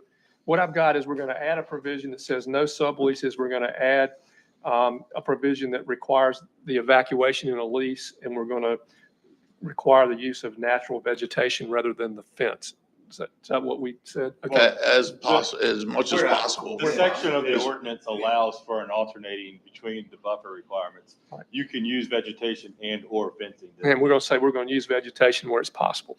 Yeah. I would like to do what you were saying. I own a subdivision over in Columbia, and we did a berm and did Russian olives, and it's a big 20-foot Yeah. thick, 30-foot high, good, nice berm. That's what I'd like to really do. That's what I'd like to see. Yeah, we're, I'm on that more the than a board's, fence. the board's flexible there. We're, Do you consent to those conditions I just read? Yes. okay. Anyone else have anything else? Oh, All right. thanks for. What's the asking. pleasure of the board? Motion to approve the draft of the SCP site plan with the added conditions. I move the special use permit 7-2027 and the associated site plan for Jimmy and Dana Summerall for the development of the travel park be approved. Okay, there's a motion on the Second. floor by the vice chairman. It's been seconded by Commissioner Bateman. Floor is open for further discussion. Hearing none, those in favor of the motion, please signify by saying aye. Aye. Pose like sign. Motion carries unanimous. Thank you, gentlemen. Appreciate you, your guys. patience. Thank you very much. Appreciate you working with I us. need to look at this middle, two lands. Chairman, item 10 on the agenda, Lee Nettles is here with the Dare County Tourism Board to request consent expenditure from the restricted line item 4999 Tourism Grant Impact Fund. Good morning, Lee and Monica. Thank you all for being here. Morning. Good morning. Thank you. I'm Monica Thibodeau, the chair of the Dare County Tourism Board. Just wanted to say congratulations to our newly seated board, and I wish you the best. Congratulations to you, Chairman Woodard and Vice Chair House. I'm looking forward to working with everybody in this capacity. And Lee Nettles is here to talk about our tourism impact grants that the board unanimously approved and now sits before your approval as well. Thank you. Good morning, Lee. Morning, everybody. I was wondering the same thing about Verbo, so you kind of read my mind on that. Let's see. So it's my pleasure to be before you today to talk about the tourism impact grants. We make recommendations on these once annually. We receive the applications from folks. In order to be eligible for a TIG, a tourism impact grant, you either have to be a Dare County governmental entity or a Dare County nonprofit. This comes out of our restricted fund. It's 25% of the money that we receive. And the restricted fund has some certain laws that go along with it. So it's all developed through legislation. It's for a program or service needed due to the impact of tourism. Over the years, we've reinvested more than 24 million, made more than 750 awards to 150 recipients through this, as well as the event grant program. Because of the legislation, before any money can be given to a recipient, we first must request the consent of the Dare County Commissioners. All applications, just for the benefit of the new board members, all applications before they come before you are reviewed by the Visitors Bureau's grant administrator. And the steering committee, our executive committee, reviews them, makes their recommendations to the full board. The full board reviews the applications as well, the recommendations. And then we, as Chair Thibodeau mentioned, that vote was taken on November 21st, unanimous by the full tourism board. Each of the grants are paid on a reimbursement basis so that we have the proof of the expenditures being made in the way that they were proposed in the applications. And we also have guideline programs to ensure that these dollars are expended in the best use for the public. It is a tiered match program so that a smaller request, less than 50,000, require no match.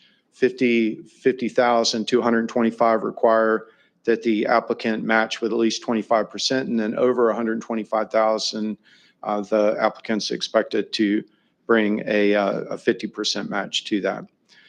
The applications that we have are as follows. Avon Property Owners Association, they requested for 3 boardwalk replacement projects. One of those was determined by the steering committee of the tourism board to not have the full public accessibility. So only 2 were proposed or recommended by the board, and that amount is $54,000. Chickamauga Historical Association came to us with an application to replace the western facade of the 1874 life-saving station. That dollar amount is $125,000. Dare County Arts Council, they are preparing to celebrate their 50th anniversary on the Outer Banks. Because of the guidelines, the tourism board didn't feel that quite a few of the expenditures were most appropriate under the tourism impact grant program, but maybe perhaps better under the event grant program. So we'll work with them on that. Of their proposal, the tourism board recommends funding $4,000 for some portable panel displays.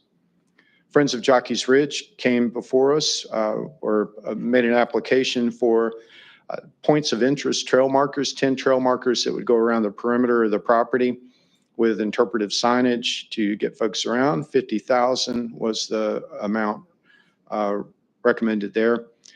The town of Kill Devil Hills had a sidewalk project, West Martin and Swan Street sidewalks, the amount of $240,000. Town of Kitty Hawk, we had a couple of applications from Kitty Hawk this time around. The first was for a message board, a portable solar-powered full matrix message board, $27,490. Also in the town of Kitty Hawk, on Beach Road, they're proposing some lighted crosswalks. solar powered there as well, 40,000. Town of Manio, we had a proposal for Cartwright improvements to stabilize a historic 1865 chapel ruins of the first AME Zion Church, and then also providing some updated amenities and adding some amenities out there, picnic shelter, replace the restrooms. 250,000 is the amount recommended by the tourism board. Town of Nags Head had 3 different applications that they put forward this time around. A couple of sidewalk projects, West Bay Meadow Drive sidewalk, the amount was $53,137. And then the second sidewalk project was on Windjammer, excuse me. The amount $124,087. And then also part of a larger living shoreline project restoration. This would go behind the event site, basically in the Harvey Soundside access there. The amount recommended is $100,000. And then finally, the town of Southern Shores, a NC-12 multi-use path, replacing some existing path, moving it from asphalt to concrete. As you can see, quite a few of these are infrastructure related and or safety related. The total amount that is before you today is $1,159,247.67. We really ought to add to the guidelines that you either have to round up to the nearest dollar or round down, but 67 cents is that final amount. I'm happy to answer any questions. Are y'all rounding out like a lot of these retail stores? Is the difference is donated to? We don't have that currently. Do I? Not currently. I don't have any questions, but I'm just curious. Commissioner Ross, do you remember our funds that we set aside for Friends of Jockey's Ridge, what that money was going to be used for? Yes, it's mostly going to be used behind either entertainment. There's a drone show being scheduled, as well as some additional work on, they're going to have to hire traffic control and reimburse law enforcement. So this is a different permanent established project that will go around the ridge and be there. Markers, right? Yeah, they'll be forever. Yeah, they're very impressive. Thank you, Lee. Yep. Yeah. Thank you all. They are trying to coincide the introduction of those interpretive signs. So while we have higher visitation out there for the 50th, but they are separate. I'm a challenge in there, Lee. Another 1.1 million in my last 12 years. I know it's exceeding 10 million. It's probably exceeding 15, 20 million now, right? Yes, sir. Well, we add them up between the event grants and the tourism impact grants, and we're over 24 million now. Wow, that's incredible. Yeah, that's phenomenal. Take advantage of those tourism dollars. It is one way that we're able to show some extra benefit beyond just the jobs and the big numbers and the spending. It's nice to be able to direct these back. And as I mentioned, the only groups that are eligible to receive these grants are Dare County nonprofit organizations and Dare County governmental entities. Yeah, it's fantastic. Anyone else have any questions of Lee? I got one.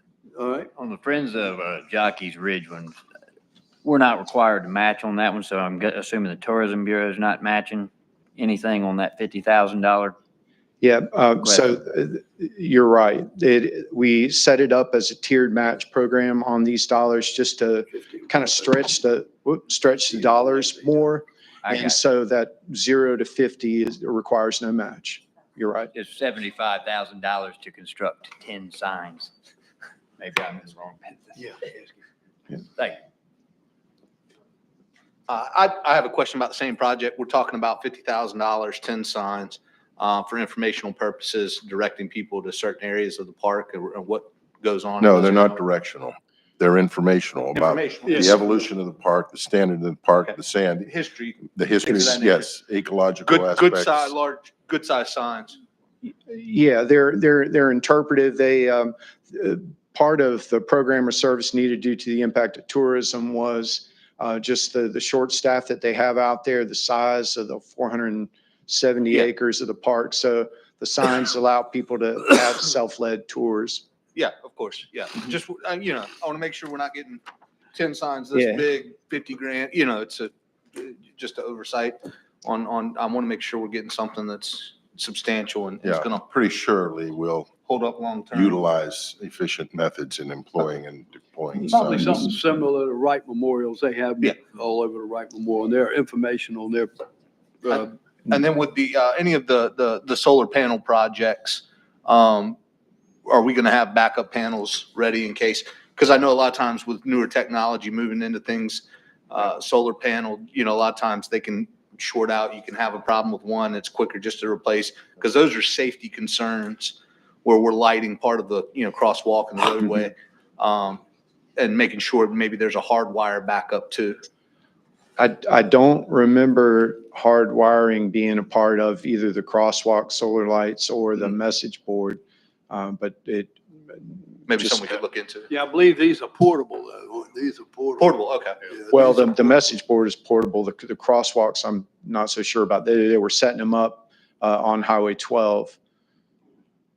It's mighty dark on Highway 12 Wouldn't that down also there. make it the responsibility of the town and Ag's Head Yeah, or NCDOT? And not us. Yeah, these came to us from, and that's worth pointing out too, that we don't make any grants, just proactively, we wait to see what applications are received. So yes, that would be, the municipalities are both well familiar with their safety needs and concerns out there and how to best address. Okay.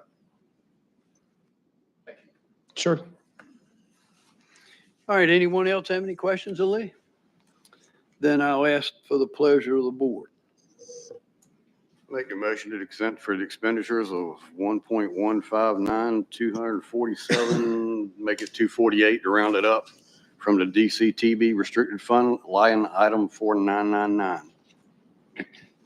Second. Motion on the floor by the Vice Chair House and a seconded by Commissioner Ross. Any further discussion? Hearing none, those in favor signify by saying aye. All right. Opposed, like sign. Motion carries unanimous. Thank you, Lee. Thank you. Great projects. Thank you. all. Thank you. Chairman, that brings us to item 11. As you know, this year we're in a revaluation year. At the last meeting, we presented to you the schedule standard rules for real property appraisal evaluations. You got those. We had a public hearing, and now they're before you for adoption. Posey, our tax assessor, is here to answer any questions you have, and upon answering your questions, then it's for your action to adopt. Good morning. Posey. Congratulations, everyone. Yeah, I'm here requesting the board pass a motion to adopt our 2025 schedule value standards and rules for our 25 reappraisal. Hosey, just because we have some new members. Yes. Can you give like a 2-minute or 1-minute Of course. summary of this is what this is or what it means? Yes, this Thanks. is a lengthy document. This is it right here. It's some 200 pages. And the statutes require tax administrators, tax offices to present the methodology utilized in our reappraisal prior to its effective date, which is January 1 of 2025. So we start the process, we present the schedule, standards and rules, which is basically a roadmap of how we do this and how we arrive at the assessed valuations for all properties in Dare County. So it's not a list of the valuations in Dare County because we haven't completed our work yet because it's not January 1. So the law requires the presenting of the schedule, a public hearing, which was held in November. The schedules were presented at October 7th meeting, I believe, and then the public hearing was held in November. You can't adopt, you have to wait at least 7 days from the public hearing before the board can adopt the schedule. So that is what's before you today. Once the schedule is adopted, that triggers a series of statutorily required advertisements in the newspaper that the schedules have been adopted. And if a taxpayer accepts to that order of adoption, then they can appeal the schedule of values to the Property Tax Commission in Raleigh. So It's not an end-all be-all, but basically it just says, okay, we have your schedules and this is what we use to appraise property in Dare County for this reappraisal. Yeah, Jose, the gist of the schedules is Yes. instead of having an individual tax assessor visit thousands and thousands of individual homes, you use this methodology. And that's, I'm looking for just that little brief. This is how we assess a large number of Right, it's properties. mass appraisal, it's There you not go. single-family appraisal. But we do, in a sense, visit every property, not necessarily from the street, but we do look at each parcel. Whether exempt, taxable, what have you, vacant, improved, we look at all of them, so. And Jose, the process you use is statutorily mandated as well. That is correct, yes. Yeah. We use acceptable appraisal principles Okay, by the Appraisal Foundation, so thanks, Jose. anytime. I'll be happy to answer any other questions.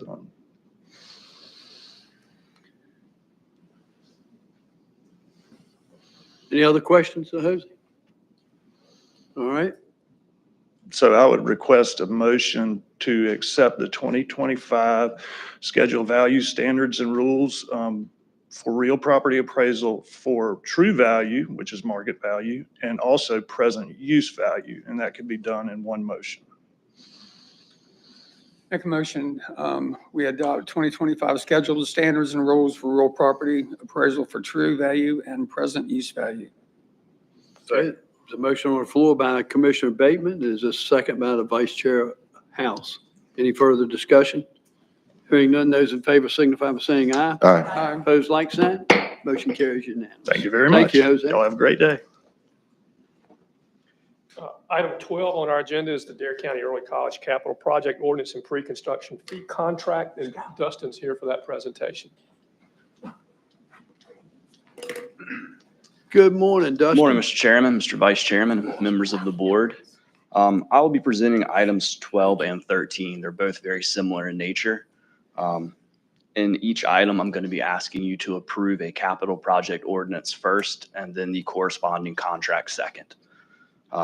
For item 12, we've got the capital project ordinance for the Dare County Early College. This capital project ordinance is for the pre-construction fee by Barnhill, who is our construction manager at risk. The capital project ordinance is increasing both the early college CM at risk, construction manager at risk line item by $110,633 and the Series 2025B limited obligation bonds. The pre-construction fee is also $110,633. So I would ask you all to approve the capital project ordinance first, then the design contract fee. And again, for the new commissioners, Yeah. the capital project ordinance, in order for us to spend money, you have to get it into the budget, and this ordinance takes money and puts it in and authorizes us to spend it. So when you adopt this ordinance, you're saying for this project, we're allowed to spend this much money to do the things that Dustin described. And as we go further, we'll come back to you to amend the capital project ordinance for the construction cost of the building or whatever other expenses occur. So you'll hear this over and over as we work through these projects.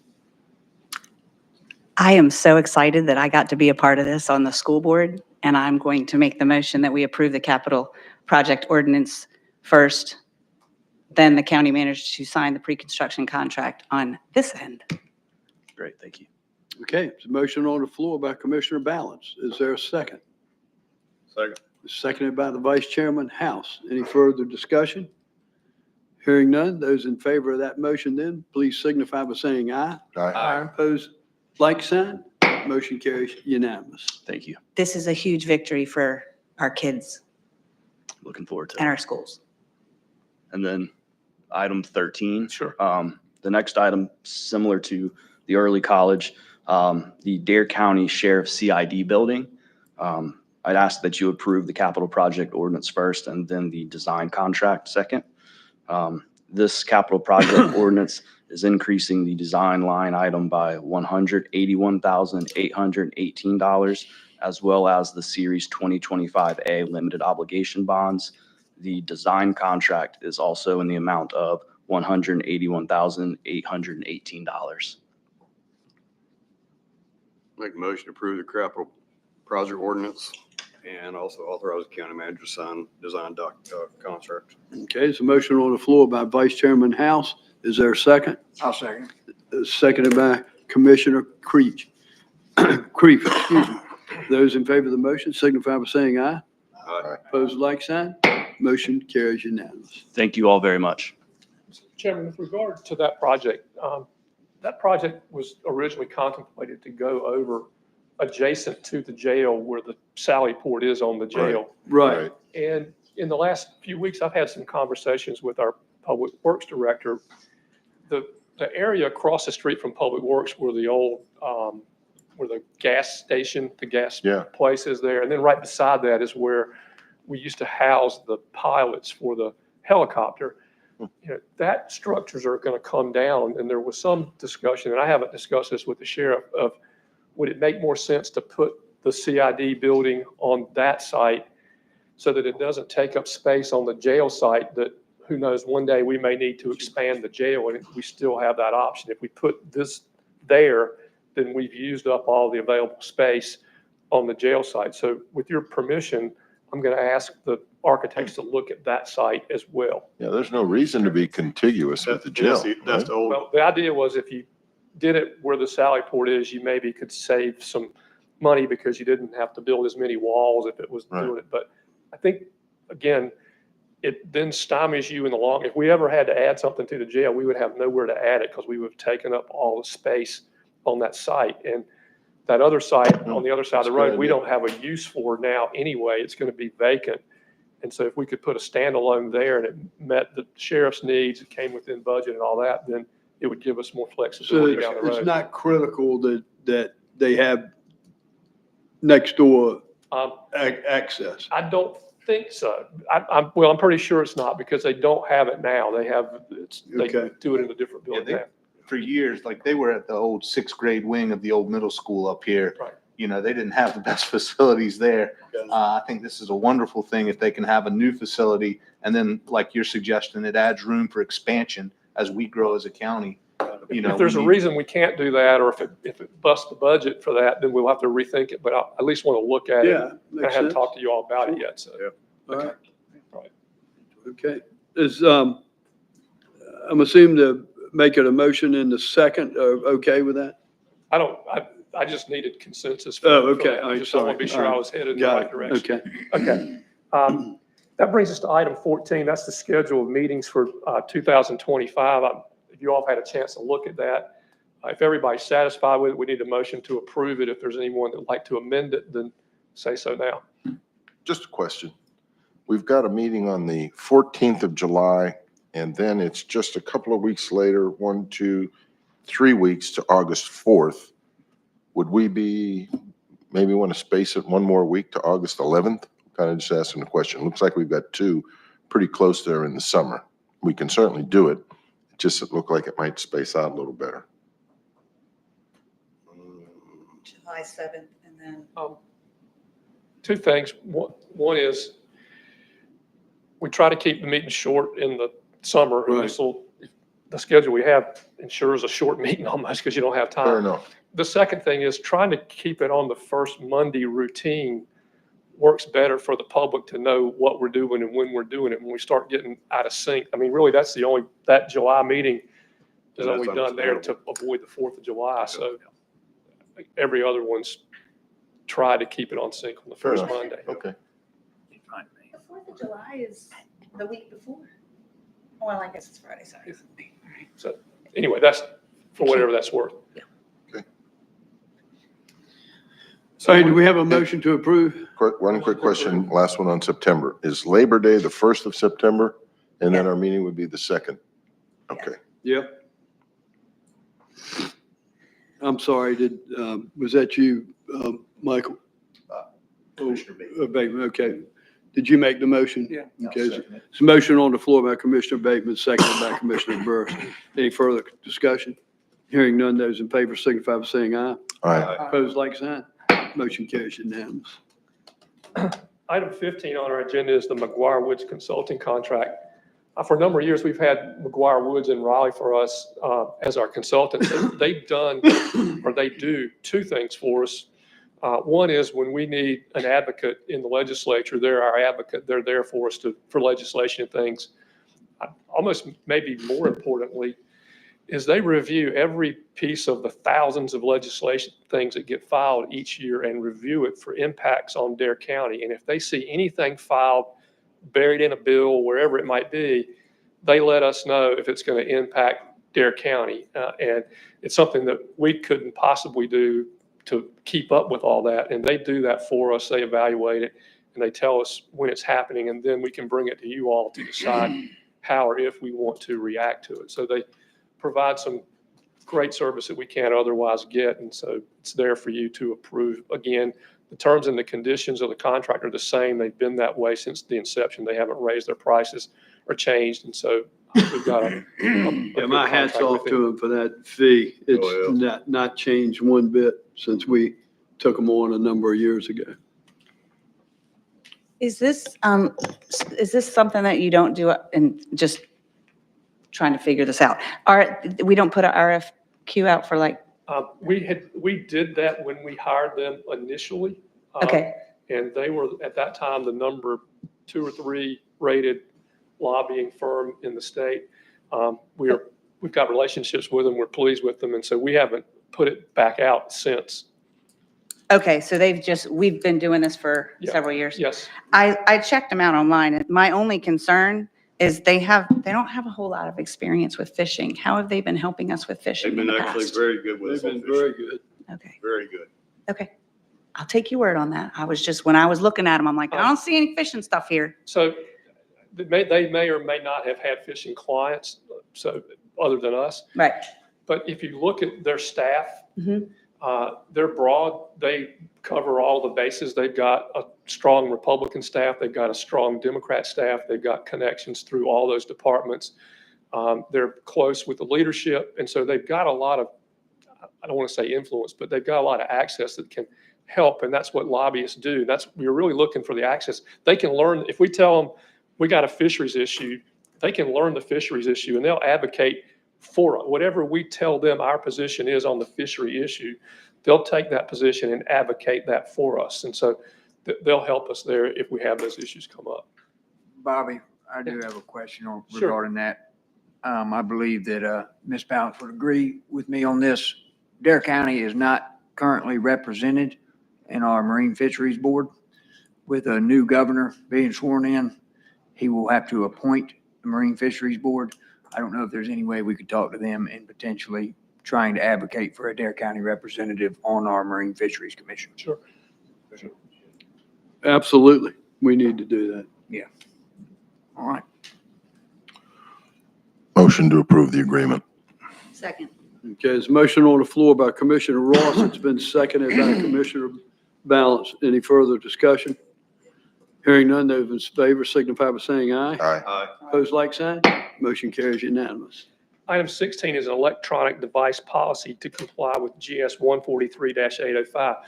Back in the fall, the legislature adopted a statute that required every municipal government to adopt a policy such as the one before you before January 1st. And so we've taken what they put in the statute back in October, turned it into a policy, and that's before you for approval today. Really, we don't have a choice about this. The statute requires it, but it does require your approval. I'll make a motion to approve the electronic device policy to comply with the new state statute. Okay, there's a motion on the floor by Commissioner Balance. Is there a second? Second. Second by Commissioner Burris. Any further discussion? This is also, when they do this stuff, and they did it to the school boards quite a bit, where they put these deadlines on things, and so it is unnecessary, but I think it's a good policy. I think it definitely makes a statement. It's in the right place. All right, any further comments? Those in favor of the motion signify by saying aye. Aye. Opposed, like sign. Motion carries unanimous. Item 17 is your consent agenda. I'm waiting for it to come. There it is. Okay. On the consent agenda, we have the approval of the minutes from November the 4th. We have the tax collector's report. We have the Spectrum Fiber Circuit, the budget amendment to close the COVID-19 fund, and a resolution and contract for investments safekeeping. Motion to approve. Motion on the floor by the Vice Chairman of the House to approve. Is there a second? Second. Seconded by Commissioner Bateman. Further discussion? Hearing none, those in favor signify by saying aye. Aye. Opposed, like sign. Motion carries unanimous. Next are your board appointments. Your first appointment is for the Aging Advisory Council for the Albemarle Commission. Sandy Pace at the Virginia Tillett Center has retired from Dare County, and we need to reappoint someone or appoint someone. Laura Lewis was hired as the new Virginia Tillett Center manager and has expressed that she's willing to serve in this role. I recommend Laura Lewis fill the vacancy created by our former director, Sandy Pace. Okay, there's a motion on the floor by Commissioner Ross to appoint Laura Lewis. I second that. Seconded by Commissioner Bateman. Further discussion? Hearing none, those in favor signify by saying aye. Aye. Opposed, like sign. Motion carries unanimous. Next is the Board of Equalization and Review. The board recommends that Nelson Skip Jones, Jonathan Waddell, Jeffrey Scott, Terry Gore, and Charles Evans all be reappointed. Motion to reappoint. Okay, there's a motion on the floor to reappoint all by Commissioner Bateman, Second. seconded by Commissioner Balance. Any further discussion? Hearing none, those in favor signify by saying aye. Aye. Opposed, like sign. Motion carries unanimous. Next is the Dare County Tourism Board. There's a number of representatives. I'm going to go through these one at a time and let Yeah. y'all appoint them that way. First is the Dare County Chamber of Commerce. They have a seat. Richard Hess' term has expired and he's eligible for reappointment, and the chamber recommends his reappointment. I was confused for a minute. We were on the tourism board, then we got to the Chamber of Commerce. Chamber seat. Chamber seat. Chamber He seat, represents yeah. the chamber That's seat. where I got confused. Okay. Thank Motion you. to reappoint. Motion on the floor to reappoint by Commissioner Bateman. Is there a Second. Seconded by Commissioner Balance. Any further discussion? Hearing none, those in favor signify by saying aye. Aye. Opposed, like sign. Motion carries unanimous. Next is the Hotel Motel Association seat, and Tonya Cohen's term has expired. She's eligible for reappointment, and the Hotel Motel Association has recommended her reappointment. Move to reappoint. Motion on the floor by Vice Chairman Housen to reappoint. Is there a second? Second by Commissioner Burris. Any further discussion? Hearing none, those in favor signify by saying aye. Aye. Opposed, like sign. Motion carries unanimous. Then for the Town of Duck seat, Monica Thibodeau's term has expired. She is not eligible for reappointment. The Ducktown Council has designated the following nominees in order of preference. You're to select one. Their top choice is Councilwoman Brenda Chason. Thereafter is Councilman Kevin Lingard, and then Councilman Sanford Whitman. Motion to appoint Brenda Chason. Motion on the floor by the Vice Chair House. Is there a second? Second. Second by Commissioner Balance. Any further discussion? Hearing none, those in favor signify by saying aye. Aye. Opposed, like sign. Motion carries unanimous. Next is the Town of Southern Shore seat. Mark Batnick's term has expired. He's eligible for reappointment, and the Town Council has recommended his reappointment. Move to reappoint Mark. Motion on the floor by the Vice Chairman House. Is there a second? Second by Commissioner Burris. Any further discussion? Hearing none, those in favor signify by saying aye. Aye. Opposed, like sign. Motion carries unanimous. Next is the Town of Manio seat. Todd Clissold's term has expired. He's eligible for reappointment, and the Town Commissioners have recommended his reappointment. I'll make a motion to approve. Is there a Second. Second. Second by Commissioner Balance. Any further discussion? Hearing those in favor of the motion signify by saying aye. Aye. Opposed, like sign. Motion carries unanimous. Next is the Hatteras at-large seat. Dennis Robinson's term has expired. He is eligible for reappointment, and we have no other applications on file. I would make a motion to reappoint Dennis Robinson. Okay, there's a motion on the floor by Commissioner Balance. Is there a Second. second? Second by the Vice Chairman House. Any further discussion? Hearing none, those in favor signify by saying aye. Aye. Opposed, like sign. Motion carries unanimous. Next is the Game and Wildlife Commission seat.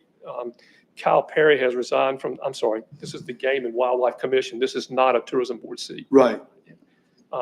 Kyle Perry has resigned from the Game and Wildlife Commission. A new member will need to be appointed to fulfill his unexpired term.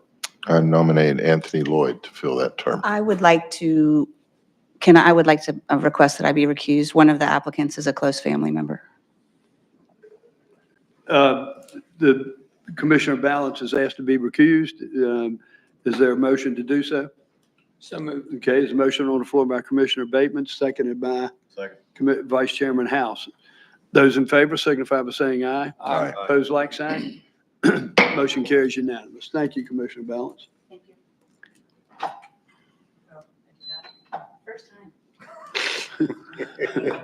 All right, there's a motion on the floor for Justin Lloyd. Is there a second? Anthony Lloyd. Anthony Lloyd. I don't know why I said Justin. This is seconded by Commissioner Bateman and I believe Burris. Those in favor of that motion signify by saying aye. Aye. Opposed, like sign. Motion carries unanimous. You can bring Commissioner Balance back in.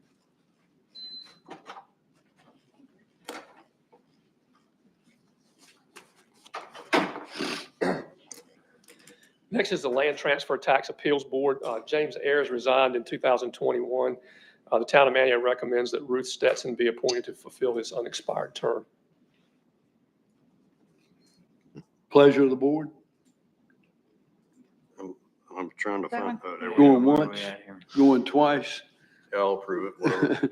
There's a motion on the floor by Trying Vice to Chairman catch House. up to it on here. so- Vice Yeah, Chairman. a lot of stuff. That's what I'm doing too. This is second by Commissioner Burris. Any further discussion? Hearing none, those in favor signify by saying aye. Aye. Opposed, like sign. Motion carries unanimous. And then you have the Special Motor Vehicle Valuation Review Board. The board recommends that Danny Couch, Doc Sawyer, and David Light all be reappointed. Okay, is there a motion on the floor? Move to Motion to reappoint all. reappoint. Motion on the floor by the Vice Chairman House and Commissioner Bateman. It's been seconded by Commissioner Burris. Any further discussion? Hearing none, those in favor signify by saying aye. Aye. Opposed, like sign. Motion carries unanimous. And then you have your upcoming board and committee appointments. In January, you have the Juvenile Crime Prevention Council with one term expiring. You have the Older Adult Services Advisory Council with one term expiring. And you have the Working Waterman Commission with 2 terms expiring. In February, you have the Aging Advisory Council with 2 terms expiring, the Planning Board with 2 terms expiring, and the Senior Tar Heel Legislature delegates with 2 terms expiring. And then in March, you have the Parks and Recreation Advisory Board with 1 term expiring, and the Working Waterman Commission with 1 term expiring. And with that, Mr. Chairman, that would be your agenda. All right, thank you, County Manager. That brings us to item 19, Commissioner's Business and County Attorney Manager's Business. Do you have anything else this morning? Well, I'll do 2 things. One is at the appropriate time, we need a closed session to talk about a real estate matter and Okay. also a litigation matter. Okay. And then there was a question about the subpoenas that you all had gotten.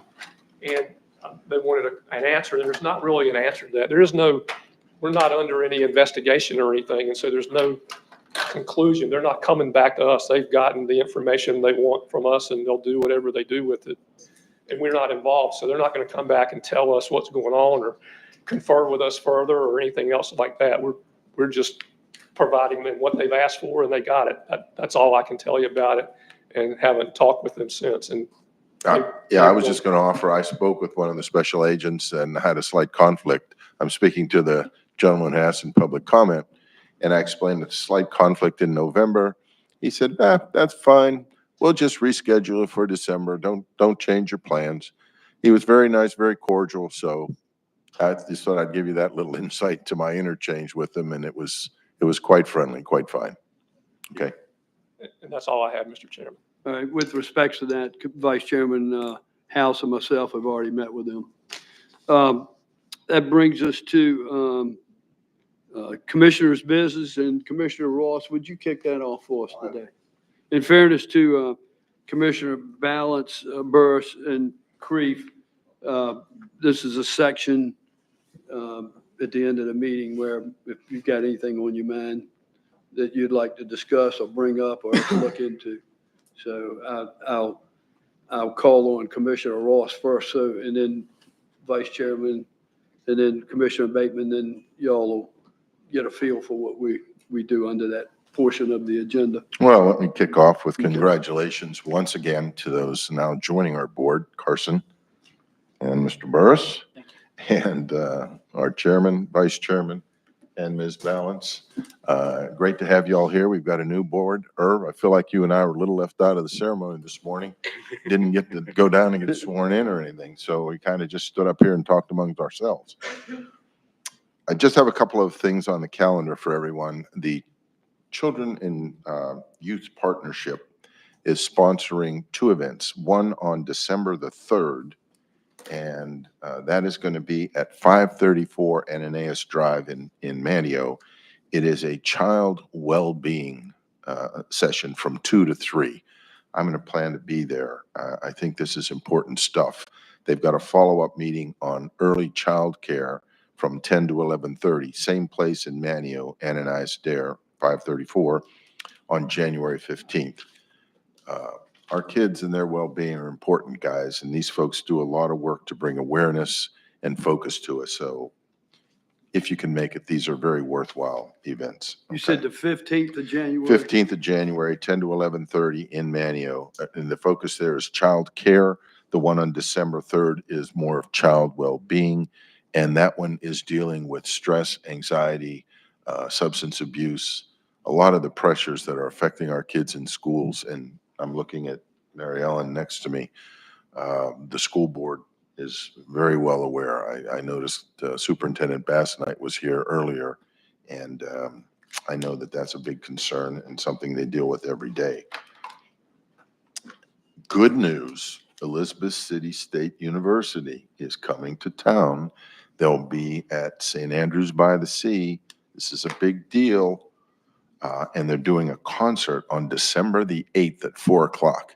If you have never been, you're missing it. It's really good. I was there last year. They're awesome. I'm going again this year, and I would encourage your attendance. The price, wait for it, is free. This is a great event. St. Andrews by the Sea, December the 8th at 4 p.m. Steve, I know this one strikes with you on the, I'm looking for it, 17th of December at 9 a.m., Wright Brothers Memorial. First Flight Society has a beautiful ceremony every year. Many of us have been there. Once again, December 17th at 9, I would urge everybody to be there. Special congratulations. 100 and what? 121? Gosh. 121? Yeah, I Yeah, think it is. 121. Yes, it is, because 1903, that was it. You're right, 121st. I just want to extend again, you surprised me, Mr. Chairman, with a Longleaf Pine Award to Sheriff Dowdy. Could not think of a more deserving individual, and I was so pleased to see it, and just want to again offer my congratulations for a most deserving candidate. Sheriff Dowdy is simply one of the best. That's all I have, sir. Thank you, Commissioner. Vice Chairman House. Thank you, Mr. Chairman. First off, I'd like to humbly thank the citizens of Dare County for reelecting me for another term to serve on the board. I cannot express the gratitude and thanks to all of our citizens. And I am definitely humbled by the support of my fellow commissioners in electing me as the vice chair. I know I've got a very good reputation to live up to with Vice Chairman Overman leaving, and I will try my best to live up to those standards. Again, I'd like to also thank Sheriff Doug Dowdy for not only being a good friend of mine ever since he moved here in Dare County, but also for his award for the Longleaf Pine. But I also felt honored for him this morning to hold the Bible with me in my oath. And I can't tell you how deeply touched I am by Sheriff Dowdy, and not only his well-being of himself as a very dear and longtime friend, but also to the service that he provides for Dare County.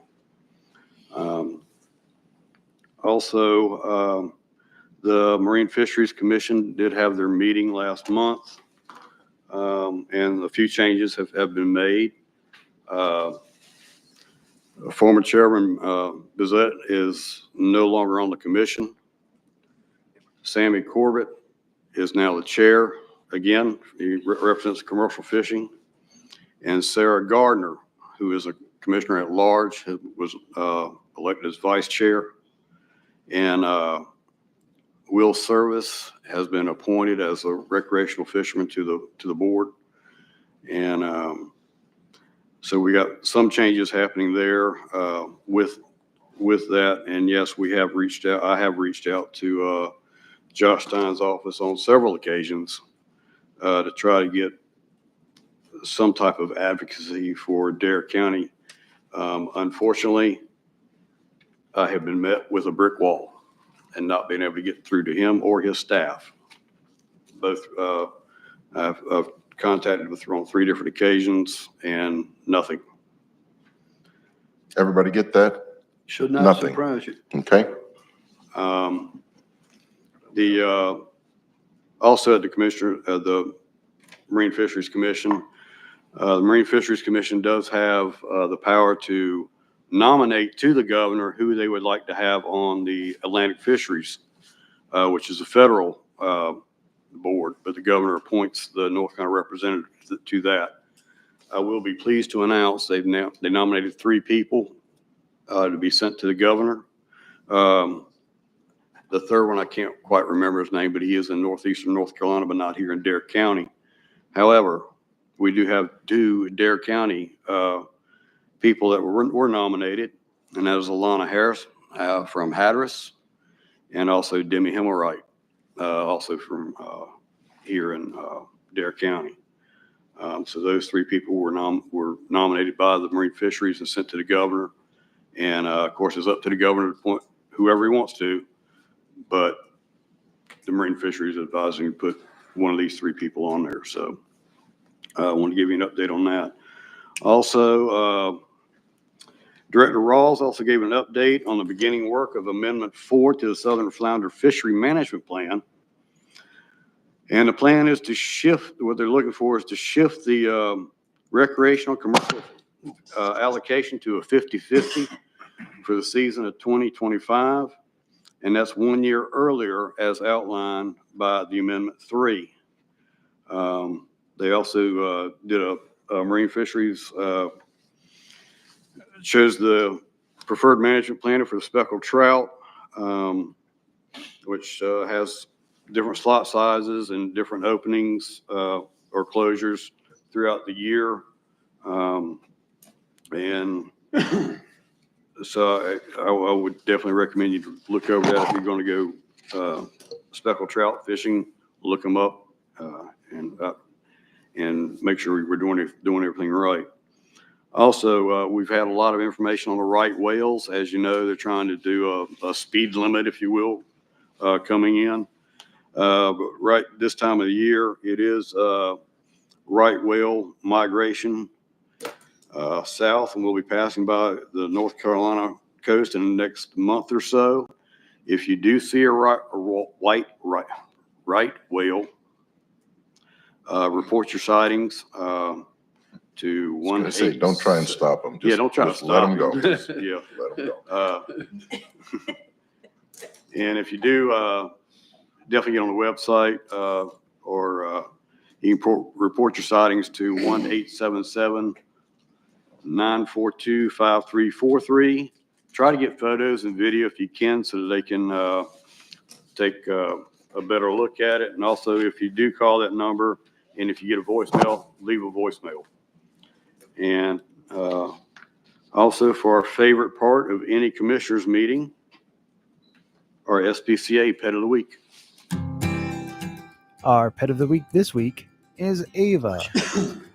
Ava is a 6-year-old domestic short hair. She is a sweet and laid-back feline. This cat has a gentle, easygoing nature and gets along wonderfully with other cats. When she's not cuddling up for a nap, she can be found contently watching birds from the window. To adopt Ava or foster one of our other animals, come visit us Monday through Friday at our shelter located in Manio. For more information, visit our website at obxspca.org or visit our OBX SPCA Facebook page. So be sure to head down to the SPCA and check out Ava and all the other animals they have down there, and hopefully you can give them one of their forever homes. Also, I've skipped over a note. I want to give you an update on Miss Katie, our dredge. She has been operating flawlessly. They've had 0 violations. Also, we just found out that the Army Corps, on our last commissioners meeting, I told you Army Corps was looking at possibly doing a pipeline project in the alternate route. So we were actually told not to go into that route. Now they've come back and said they're not doing that pipeline route. So now we've changed our plans again and started making plans to go into the alternate route, so we can keep the boats coming in the inlet and all the way into our waterways inland. So just wanted to pass that along. It's one of those, don't do it. We're not going to do it. You do it. So it's one of those things again. We love the Corps, Steve. Trust me. So I just want to give you an update on that. So we're switching gears on that. With that, I wish everybody in Dare County a very happy, safe Christmas season. And if sometime around December 24th, you see a sleigh riding around here with reindeer, please get out of his way. He's got a busy schedule because we've had a lot of great kids this year, and I'm sure he's going to look out for all of them. Thank you very much. Thank you, Vice Chairman. Commissioner Bateman. Yes, sir. Yeah, congratulations to Doug. That's fantastic. He's very deserving. Great asset to our community. Gosh, he's just a super nice guy. Does a great job. And congratulations to the new board members. I look forward to working with everybody. Congratulations, Steve, on your vice chairmanship, and our fearless leader, Bob Woodard. You've done an excellent job. You're definitely a Dare County 100%, 24 hours a day. And I appreciate all you do. Thank you. Bobby, for the last 8 months, I've been talking to you about the boat ramp in Wanchese, and I got a big picture from Shannon. Said that it had a big sign down there, and it looks good. Thank you. I appreciate it. They need that down there. They really do. So thank you for all their, sorry to be a hassle about it, but I know I ask you every meeting. Too many hoops to jump through to get to where we needed to be. Yeah, but we're done there. And the soccer fields, I had a few minutes and I started riding through the soccer fields, and they're looking really, really good. And I'm very pleased with what we're doing there. We had some folks hit this weekend right in front of Sam and Emmy's, the crosswalk there. I noticed that Kitty Hawk applied for, I think it was $40,000 for some lights there. I don't know what we have down south and in unincorporated Dare, but I will tell you, this is what I've found. I take the beach road home every night. And you have a car coming at you, the lights are in your eyes, and you have people that are crossing the roads. And guys, the unfortunate thing about those people, they think they have the right to cross the road without looking. Mm-hmm. I've had to put my brakes on many, many times, and they're startled because of the fact that I didn't stop or wasn't, I hadn't seen them, and I don't want to hit anybody. So I don't know how we got to the point that we're encouraging to cross roads without looking, but whatever we can do in unincorporated Dare to bring awareness to that, whether it's through websites or whatever we can do. I know in Kitty Hawk, we spent $8,000 on a flashing light. And you got to the foot right there at Black Pelican, got to the foot across the road, you push a button, and the light flashes when you want to cross, and it alerts the driver. They're $8,000 a piece. There's a lot of crosswalks. I don't see that as being a variable thing, but I do see the lighted areas with these lights that come on and go off. And some of those even flash. The one on the Woods Road, you go up and as soon as you hit the bottom of it, it flashes. And the person that's driving down the road can see that as well as the person that's crossing the road. Mm-hmm. Any way we can do to save lives would be a great thing. Crosswalks. Over the last 2 years, the Saving Lives Task Force, as well as other agencies within North Carolina, have lobbied our legislators, the Senate and the House both, to try to curb the sale of a product called Kratom, Phenibut, and also Tenaptine, which is under the is being marketed as a dietary supplement. So you can go into the grocery store and you can buy this product. It's known as grocery store heroin. It is not good for you. There is people who they're overdosing on it. The average addict walks around, and I'm one of them. You know, when you're out there doing drugs and you're drinking and out there, it says take 2 pills, 100 milligrams twice a day. Well, a good addict's going to take 10, because if 2 pills make you feel good, 10's going to make you feel really, really good. And they're going into convulsions. They're having strokes, all kinds of negative activity on this. So we lobbied those folks. They had a bill called Bill 250. It went into the Senate. The Senate said, great. It got to the House. It got put in, when it left the Senate, into another bill with marijuana, to legalize marijuana, and naturally it failed. I would like this board to come up with a resolution to send to the House and to the Senate both, as well as to every other municipality and as well as every other county in North Carolina, stating that we would like that bill to be a standalone bill and to ban the sale of those things in not only Dare County, but North Carolina. In our recovery court, we have people that are using kratom to kick heroin. The last session, we had 4 or 5 people who tested positive for it. We've never seen that before. So it's growing in momentum. I had an individual, which I had to let go from one of my businesses, that was in there, and she was foaming from the mouth. I mean, it's just not a good drug, y'all. Irvine's, How in the world does that get approved to cross the counter? see, that's where I'm at too. It Bob. blows my mind. I can't figure that out. It's not regulated by the FDA. And because it's a dietary supplement, they do not have to put all the ingredients that goes into the product itself. In January of last year, the FDA came out and said, do not to pull it off the shelves. Well, they pulled that off the shelves and they released it again in a product called Neptune Fix Xavier, which is a totally different product by name, but it's the same thing as they were selling before, that FDA said, please do not take this. What is the drug we're trying to get removed? Kratom? Kratom and TIANAPTINE. Whoa, one more time. Do it again, TRA. It's trinaptin, which is TIANAPTINE. And the other is kratom, KRATOM. And the other one is Phenibut, PHENIBUT. Now, I think they're all the same active ingredients, just different manufacturers for different No, names. but kratom's a plant that's been around for centuries. The Chinese use it. Okay.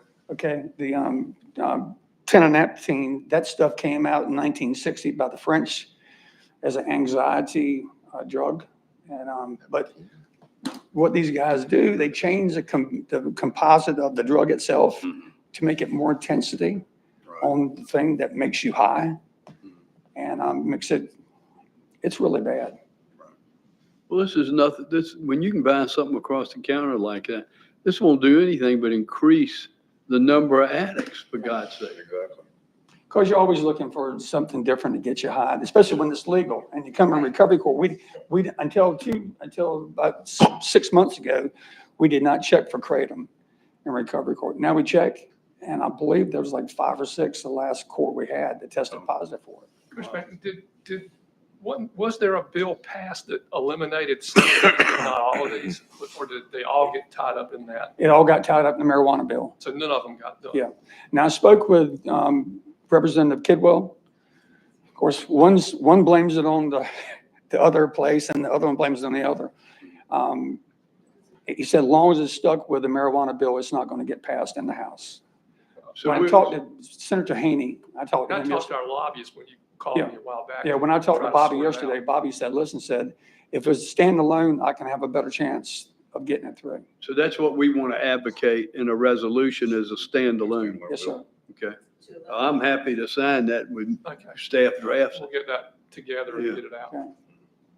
Do we need a motion to come back for me to sign, or Do you give me the authority to sign that I give you resolution? the authority to So sign the a motion resolution. to allow Yeah. you to adopt. To a adopt the of that resolution. effect and authorize you to Right. sign it. Right. And I guess if we need some resolution language, Roxana, Yeah, I'll get with Ballinger. her. I'll get Dorothy to get with her. We'll put yeah, it together. okay, yeah. That resolution language, I think, should include the effects on our school kids, especially after what, putting these new counselors that we're housing in our schools. I think that some of that language in the resolution should include the effect on our students. Oh, definitely. I Thank think you. you just have to be, I don't know if you have to be 18 to buy it or not.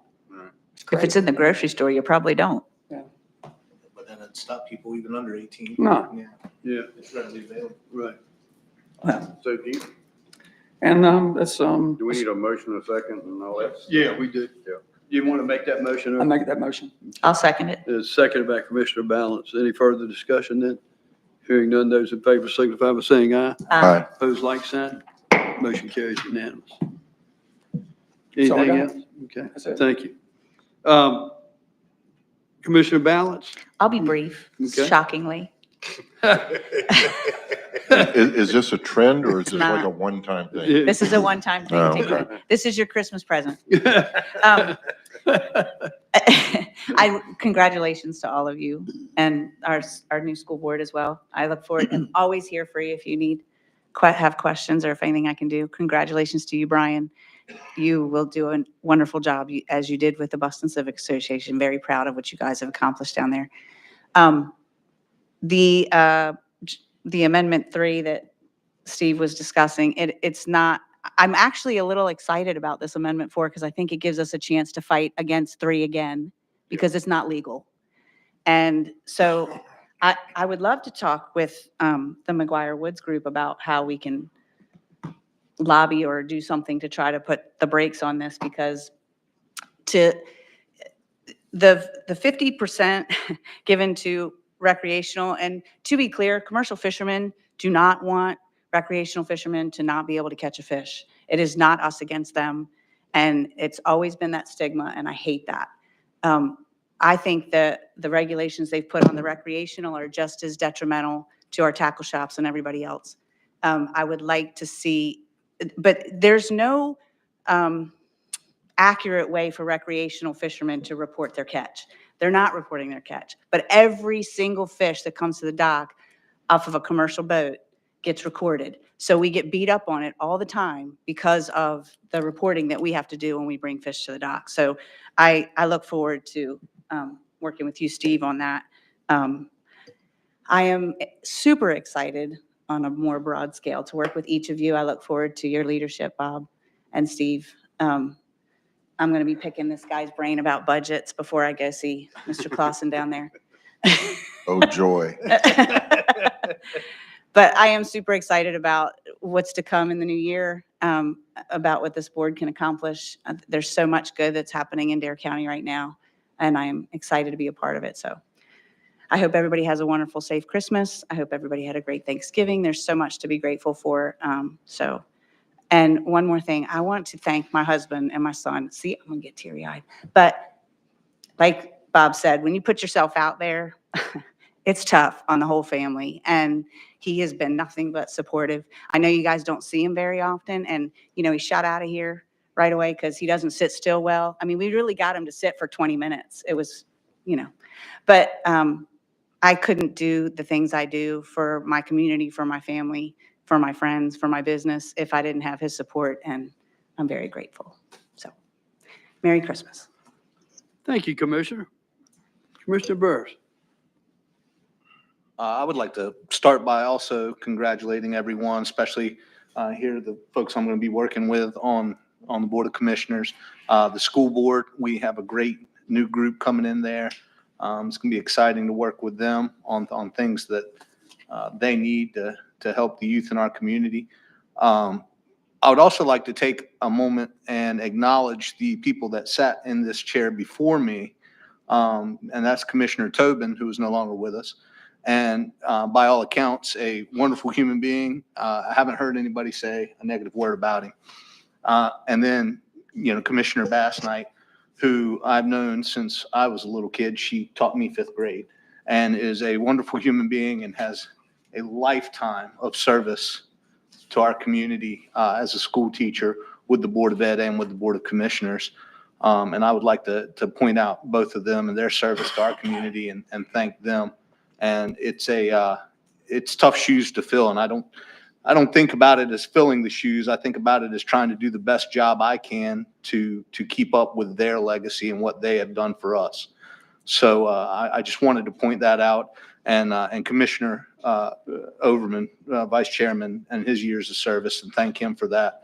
Also, Sheriff Dowdy, a wonderful honor to be recognized. I think everybody would like to be recognized at the end of your career for the work you've done. And it's a very nice honor, very deserving for him. So I would like to point those things out and then just say that I'm very excited about the opportunity to get up here and work on behalf of the community and the folks in it, because we have a wonderful county and we have some wonderful people here. There is no shortage of a sense of community, of caring, of giving. We have a lot of wonderful programs in the works. We'll be doing more, I'm sure.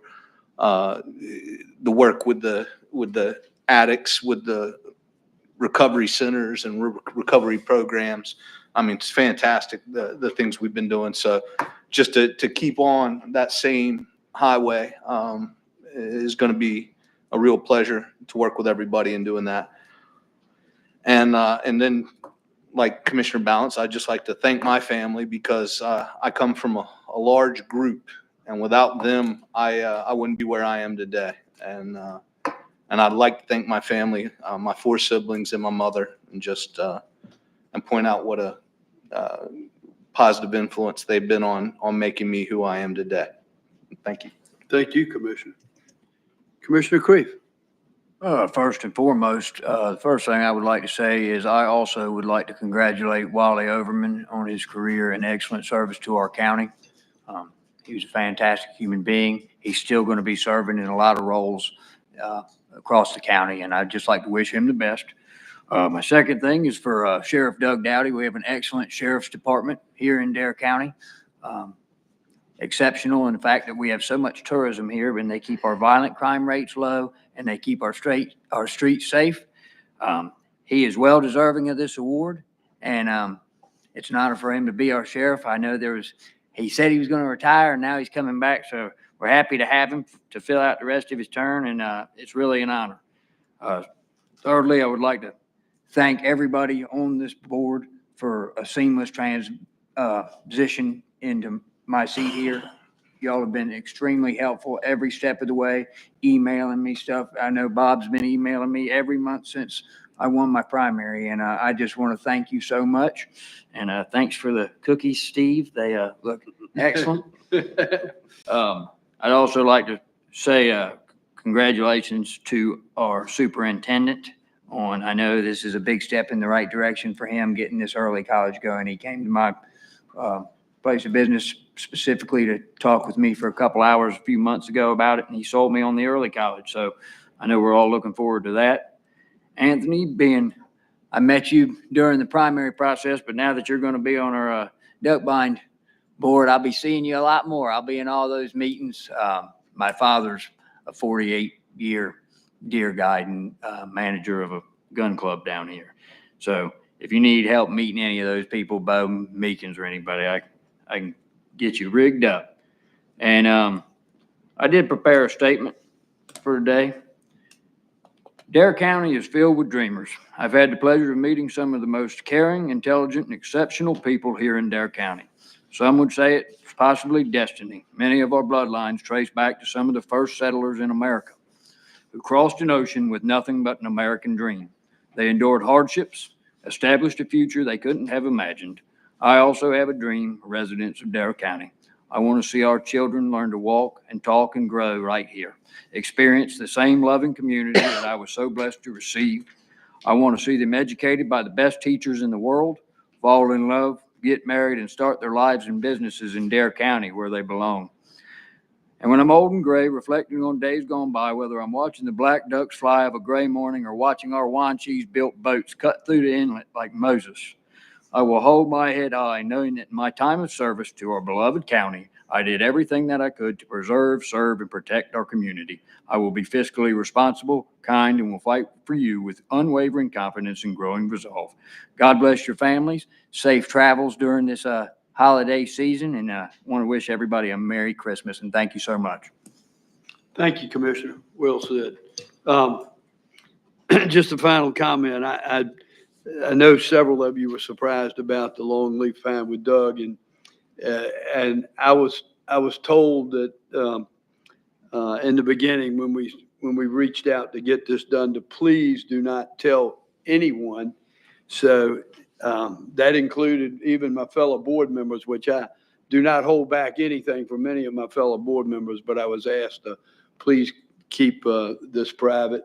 And so I apologize to you guys for not sharing that with you, but I was honoring what I was asked to do. I was asked just to be one of the letter writers. It takes about 3 letters and a huge endorsement from either a legislator or whatever to make this happen. So that's why I didn't say anything to any of you guys. So wasn't trying to hold back from you. I just was honoring my pledge to that support. And I, first and foremost, thank you for your confidence in me to lead this board another year.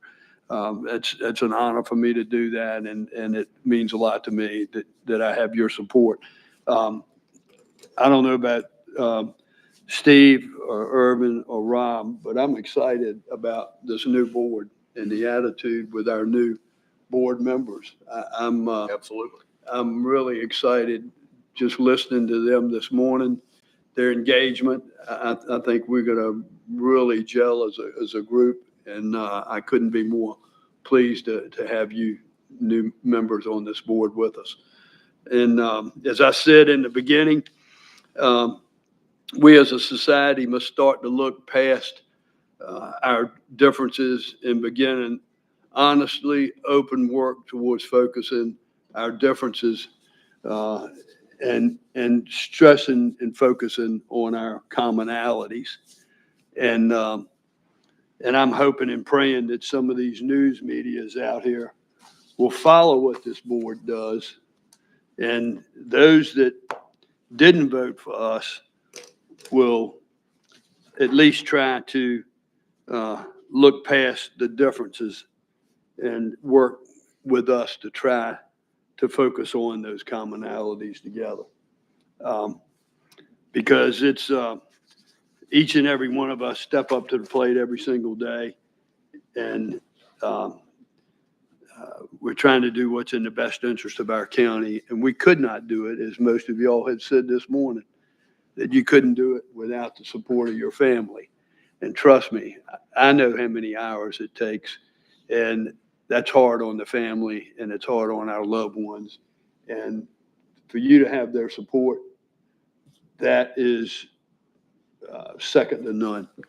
And I look forward to our time together and look forward to making some good things continue to happen in Dare County. So God bless you, and God bless this county. God bless our citizens. God bless the United States of America. God bless our veterans. And I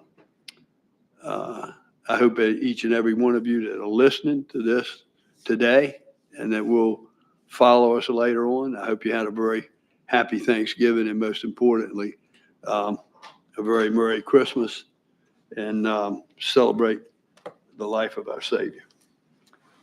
Bobby? With that, Mr. Chairman, I need a motion pursuant to NCGS 143 through 1811A5 to instruct the county staff or negotiating agents concerning the position to be taken by on behalf of the county in the negotiating price and other material terms of a contract or proposed contract for the acquisition of real property in the matter of the Avon Pier property. And then under the provisions of NCGS 143 through 1811A3 to consult with the attorney employed or retained by the county in order to preserve the attorney-client privilege. So moved. There's a motion by the vice chair. Is there a second? Second. Second by Commissioner Balance. Any further discussion? Hearing none, those in favor signify by saying aye. Aye. Opposed, like sign. Before we adjourn, let me just ask if you had anything else on your agenda, Bob. Yes, sir. Our public information officer, Ms. Esther, do you have anything for us today? I also want to Commissioners. I'm excited about the board as you expressed, and it's time to update the website, so we'll be doing that today. We've gotten photos of our new commissioners. We'll get a group photo of you all before you leave today. Okay. Casey's here in the audience, ready to do that. We do that right after closed session and close the meeting? Okay. That'd be great.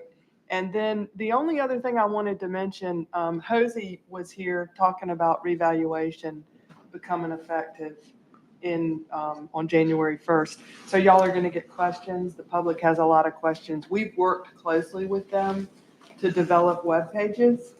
You find that at darenc.gov/revaluation. It goes through the process, the timeline. There's frequently asked questions. There's really everything anyone would want to know about how that works. So I wanted to make sure that I let you all know about that so that you can look at it yourselves, learn more, and also refer other people to it. And I think that's all I have. Chairman, just one thing to add in that vein. As we work through from now until we adopt the budget, there are some specific time intervals where Hosey will come back to you about reval. There's some things he's got to tell you. There's some revenue neutral rates, things that have to be published. There's some other steps that he has to take before that all becomes final. So while we've got all that on there, there'll be also some opportunities publicly to publicize, the things that are going on with revalue as well. Okay. Thank you, Bob. That's all I have. Thank you, Dorothy. Our finance director, Mr. Clausen, you have anything for us? This one, we turned the audit report into the state treasurer's office last Monday. Oh, okay. We're having an audit committee meeting on the 18th. And it's posted on the website, and we'll start your presentation towards the January meeting. And what a huge successes for us with your staff. Dave, let them know three, pardon? AA plus. 3 AA pluses from that's a first. That's a first. I think the U.S. government is 2 AAs. I think we're ahead of them. Just wanted to point that out. Yeah. That's fantastic. Anything else, Dave? No, sir. And just Didn't have hurricanes, we'd be 3. Yeah, one more item before we break. There are a number of boards that Vice Chairman Overman sat on, Commissioner Bass Knight sat on, and Commissioner Couch sat on. I will be sending each one of you an email with some suggestions for boards that you serve on. And I'm trying to fit a round peg in a round hole. But if there's any that I send you that you're not comfortable with or willing to work on, this is just a preliminary from me to send out and get a list so we can get started on replacing the new board members on those boards that they sat on. I'll give you an example is Commissioner Bateman sits on the Airport Authority as an at-large, and Commissioner Vice Chairman Overwood was a board appointee. I'd like to flip that. It gives you an example. I'd like to net it. He's no longer here. I'd like to keep Mr. Overton on that board as the at-large member and move Urban to the representative of the board to the Airport Authority. And we have several of those going on that I'd like to do, and I'll send that list to you guys so we can maybe move on that in January. Okay? That's all I have. We'll break for recess. Matt? Closed session. Closed session. We vote.